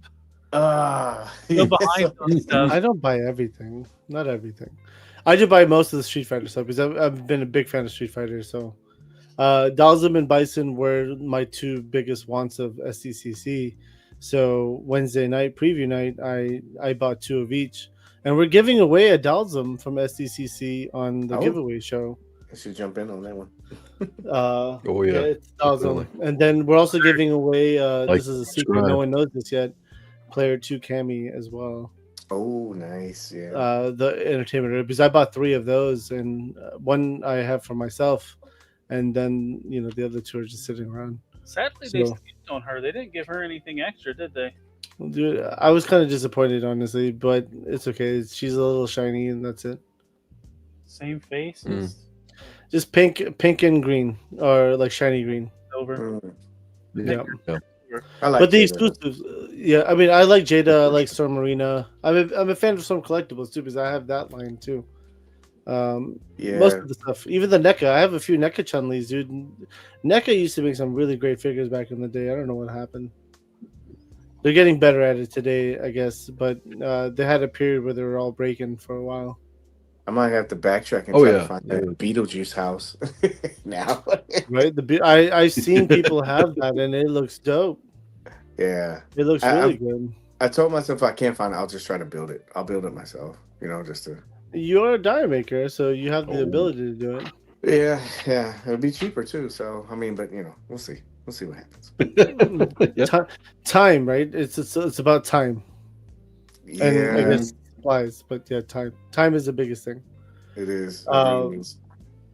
I skipped over a bunch of questions, but we do have to do a member show after this. It's almost 3 hours. Do you guys have any other questions for Toy Paige? They're like, no, don't keep him talking. No, not at all, dude. Not at all. I think no. I mean, yeah, we're going late, but I certainly would like to have Toy Paige on again another time. Of course. Thank you. Do this again at some point. Thank you, guys. I'm enjoying it. I had a good time this hanging was with a lot of fun. Yeah. I mean, we didn't really talk much about the photography, did we? We did not actually. We And the did diamond too. We didn't. But we could definitely. We could have definitely gone more into photography. We could have gone more into Dio stuff too.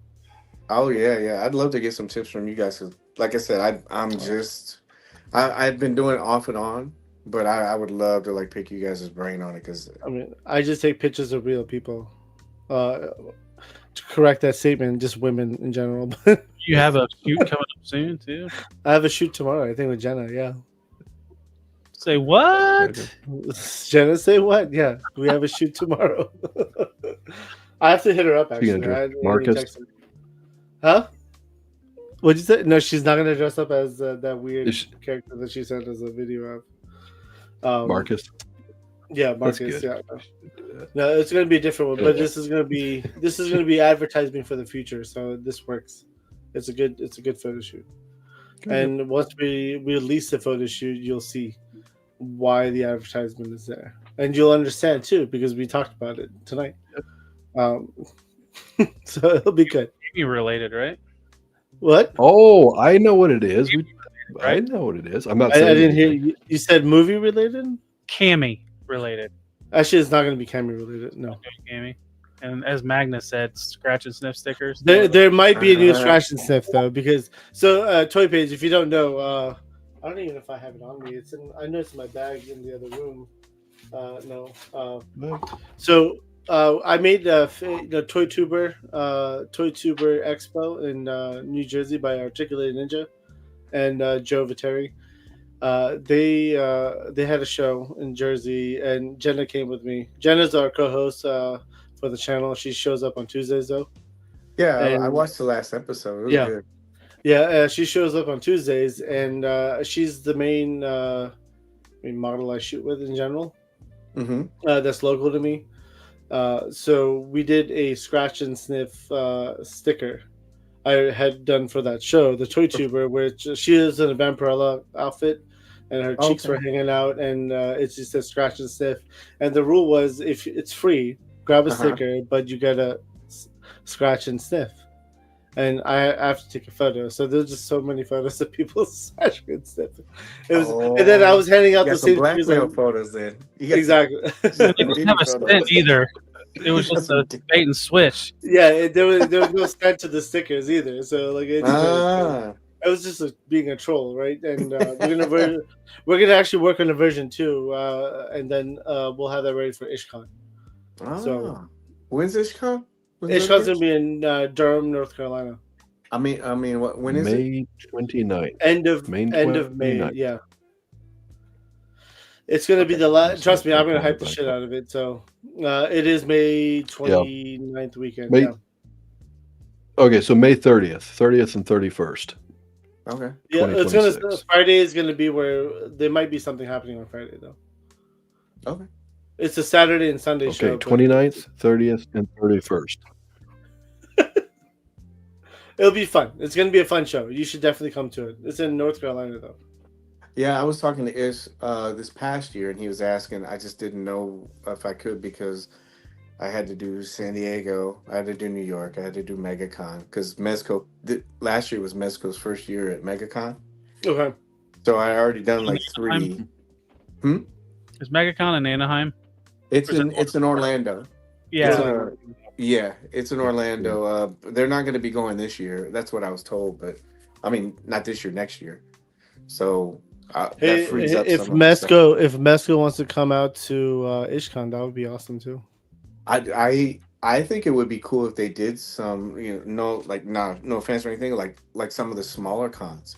Like Yeah. if they did something. No, like it is a smaller con. I mean, it's being built up, right? Like over the years, I think this is the 4th or 5th one he's done, and now it's like on. And every year he's doubled the size, and that's the goal, right? So yeah. But even if it was something like that or legions, like even if it was just like a presence or something, you don't have to have like a big booth set up. But even if it was just something, I think it would be cool because you would I be agree. grassroots kind of thing. Exactly. Maybe float that out to Meds. I don't think Ish would mind if I tell him that. So, Eyes on the brand. That would be cool. D has a lot of stroke. Maybe he has way more stroke. D, he probably he probably might be able to get it done. Yep. Yeah. I know D's probably going to be there too because he was there last year. So. Hey, see, and that even works out too. Yeah. If they did do it, I would help. I'd be like, yeah, sure, I'll go. Regardless, you should definitely come out there. It's worth it. Yes. It's gonna be more fun next year too, because I know it's already growing. Like Ish is my BFF, so we talk a lot about the stuff, and he's already told me a lot of the vendors who've already confirmed. Yeah. So it's gonna be fun. It's already a fun show. So we're excited about it. Mm-hmm. I like Ish. I met him, in person. I met him. I've talked to him a couple over the years, but like in person, I met him at New York. I was like, good guy, very good guy. Yeah. He was at New York. Yeah. He was at the Mezco event too. Yeah. You should ask Ish to invite Collecticon to have the first Transformers aficionado. That's not a bad idea. That is not a bad idea. And I don't know where he is, like location. He's based out of Chicago. Chicago. I mean, it might be doable. He travels a lot, so He travels to Orlando when they did TFCon there. So, but I mean, that's TFCon at the same. that is TFCon. Yeah, exactly. Mm-hmm. Oh, they But have what's up? Yeah, TFCon. happened? I think TFCon moves around, but I think Orlando is a normal spot for it, right? No, Huh? so there's one that's static in Los Angeles, one that's static in Toronto, and then like the fall one moves around. It's been in Baltimore, it's been Orlando, it's been Chicago. Those are about the three main spots it's been to. And next year it's in Orlando. Oh, nice. Gotcha. I might put that. That's cool. Well, any shout outs to Toy Paige you want to do? I don't have any. Maybe you shout out yourself. Oh, I don't do any of that. No, I know it's bad. I know it's bad. I just don't. I'll shout you out. Don't worry. The Toy Paige has a YouTube. He goes live Wednesday nights, and he has the Hangout. The YouTube is the link is in the description of this video. His Instagram is also linked in the video, so definitely check it out. Subscribe, follow. He's a good dude, as you can see. Getting to know him. Lou, you want to go next? Hi. You can find me here on Figure Fight Club Tuesday nights and Friday nights, and always far behind. Nicely delayed. Or my mic won't work because I'm using my phone. It's one of the two. So we'll see what happens. You can also find me on Instagram, LucidaBase3. I take pictures, do a little photography, have a little fun with my toys. And Toy Paige, by the way, my friend, you followed me today, so I appreciate it. I was making sure. You did. When Abby put up the link on Instagram, I was like, okay, there he is. I found you, followed you, and then I get about an hour later, I'm like, oh, cool. He followed me too. I appreciate that. Yeah, thanks, man. I was like, oh, and I was looking through, and I go, oh, I was like, click, click, click. I was like, I'm liking all this stuff anyway. I might as well just follow. I was like, I'm especially glad after the show. You guys are really cool, and I really appreciate you guys having me on, man. I really do. No, definitely, dude. I love the fact that you jumped on, and we'll definitely have you back for sure. Oh, great, man. Thank you. Yes. Talib, how about you? Oh, me, huh? I got some stuff and some things. So you can check me on the YouTubes at Talib1980_collects. 2 reviews a week, a Transformer review on Tuesday, just a general action figure on Friday. And then sometimes I go live on the weekend, sometimes I don't. Typically I try to do a live stream on Sundays, but we'll see. And then I'm part of Figure Fight Club, as you've seen right now. Monday nights, 10:15 p.m. me and Anna do Decepticast, our Transformers only show. This weekend we have Collecticon coming on for this Monday, and he's going to explain his website that he's working on developing for toy collectors. So that'll be Monday at 10:15 p.m. And then I'm on Tuesday nights for Figure Fight Club at 8 p.m. for open mic nights. We throw the link in the chat. Anybody can hop on as long as you have a functioning mic and not a functioning asshole. You can talk with us. And then Friday nights at 9 p.m. is our VIP show where you can watch people like the Toy Paige. So come on and be you want.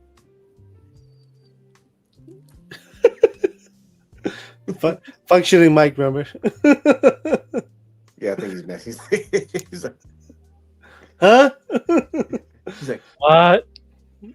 But now, so I love Talib going right before me because I don't have to say any of that. So it's almost like he's marketing for me versus me self marketing. So I do love the fact that. But You this, understand. or I guess next Friday, we are gonna have a brand new VIP who's also never been on the show. There's gonna be a special start time for next Friday. It's gonna be 8 p.m. because that was the only time we could catch him. So 8 p.m. Eastern, we're gonna get him on, and then he has a hard stop at 10 p.m. Eastern. But here's the video. Figure Fight Club, we welcome you. Figure Fight Club, we welcome you. Figure Fight Club, we welcome you. That's right. We have Unparalleled Universe Wade, the man behind ODS. He's going to be on this show next Friday. He's launching a new Kickstarter. It's already up, I believe, of ODS 2 and 3.0. I guess, or I guess 2.0 and or I guess 2A and 2B, whatever. But it's another round of ODS, and we're excited for it. At least I'm excited for it, and he'll be joining us next Friday. To the members, thank you very much. To Toy Paige, again, it was awesome chatting with you, and Thank you, we'll definitely welcome you back anytime. To the chat, you guys are the ones who make the show, so thank you very much. To the replay squad, thank you for tuning in and supporting us. We're on that charge to 2,000 subscribers. We only have like 220 to go at this point, so let's hit it so we could do a giveaway party, and it's going to be fucking exciting because at this point I've finalized the giveaways. There's 20, 25 plus. I was gonna say there's 26 right now. As of right now, there's more donations coming though, so there might be even 30. Who knows? It's gonna be a fun night of giveaways, fun night of celebrations, and just make sure we're gonna hit our 1 year anniversary in another 14 days. So I'm excited for that too. 1 year on YouTube, going live, and just doing this whole thing, and it's just been an amazing journey. So again, thank you all who've tuned in and supported. You guys are the ones who make this. To the chat members, we'll see you. Members only, give us about 15 minutes, just to kind of get ourselves adjusted and come back. We'll see you guys soon. Replay squad, thank you very much. Again, Toy Paige, awesome having you on. It was a lot of fun. Thank you for dealing with us for 3 hours and 7 minutes. That's great, man. Before we go, Yeah. can I throw something in for the donation? Of course. I will never say no to that. I have an extra bodega box, Hazard Squad Commander. Wow. Hazard Squad Bodega? Yeah. Damn. It's the big box. It has everything in it. I didn't take anything out of it. I know what it is. Yeah. So, are you sure? Do you mind if token of gratitude, appreciate it, and the help? Yeah, of course, dude. 100%. Awesome. Yeah. Great. I will add it to the list. And again, if you could just send a picture and a picture of yourself as well. That way, it's the promotional. I'm going to do it because with the donations and stuff, because there's a lot of people who are donating. Mm-hmm. We've had officially 7 people who have donated, and then there'll be 2 more have been saying I'm going to donate. They haven't confirmed yet, but there's 7 people who have already said this is what they're donating. Awesome, cool. So, I'll send you. And that's counting you. So thank you very much. Hey, man. So 27 guys, 27 giveaways. It's going to be a fun night of celebration. That's really what it's all about. It's going to be. That night, December 5th, it's gonna also kickstart a 24-hour stream. We're gonna be the ones who are gonna kickstart it with Kaiju Daddy. So Toy Paige, if you want to jump on with us too and just chit chat, we're gonna be going for 24 hours. So sounds good, bro. It's gonna be fun. It's gonna be a night of celebration, a night of giving for Toys for Tots. That's where we want all the money to go to. All the proceeds should go over there. And even if you want to send physical items, we're going to have an address ready for you to send or to ship out there. So it's going to be a fun night of celebration. So again, Toy Paige, thank you very much, man. I have added you on the list. Thank you. That's amazing. And if you haven't yet, go check out the Toy Paige on YouTube. Subscribe to his channel. He does the Hangouts Wednesday nights. It's a fun show. And, he's the man behind the Mezco, Look, you saw it. I mean, you got the baby Mezco right next to you, I'm sure. And I'm so jealous that you have that, honestly. Like, I Say want bye. one so bad. Say bye. There he is. Goodbye, folks, and good night. We'll see you. Acknowledge me. Exactly. Acknowledge me. Good night. Acknowledge me.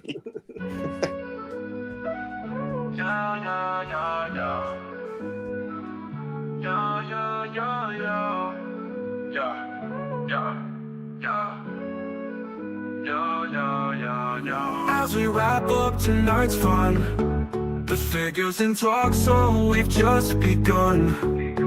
Join us next time for thrills anew. In the world of Figure Fight Club, it's all for you. Make sure to subscribe and smash that like button. See you next week on Figure Fight Club, stay strutting.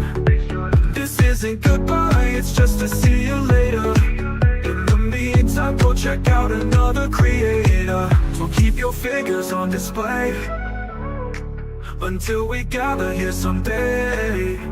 Remember the tales and the laughs we shared. Here at Figure Fight Club, you're treasured and cared.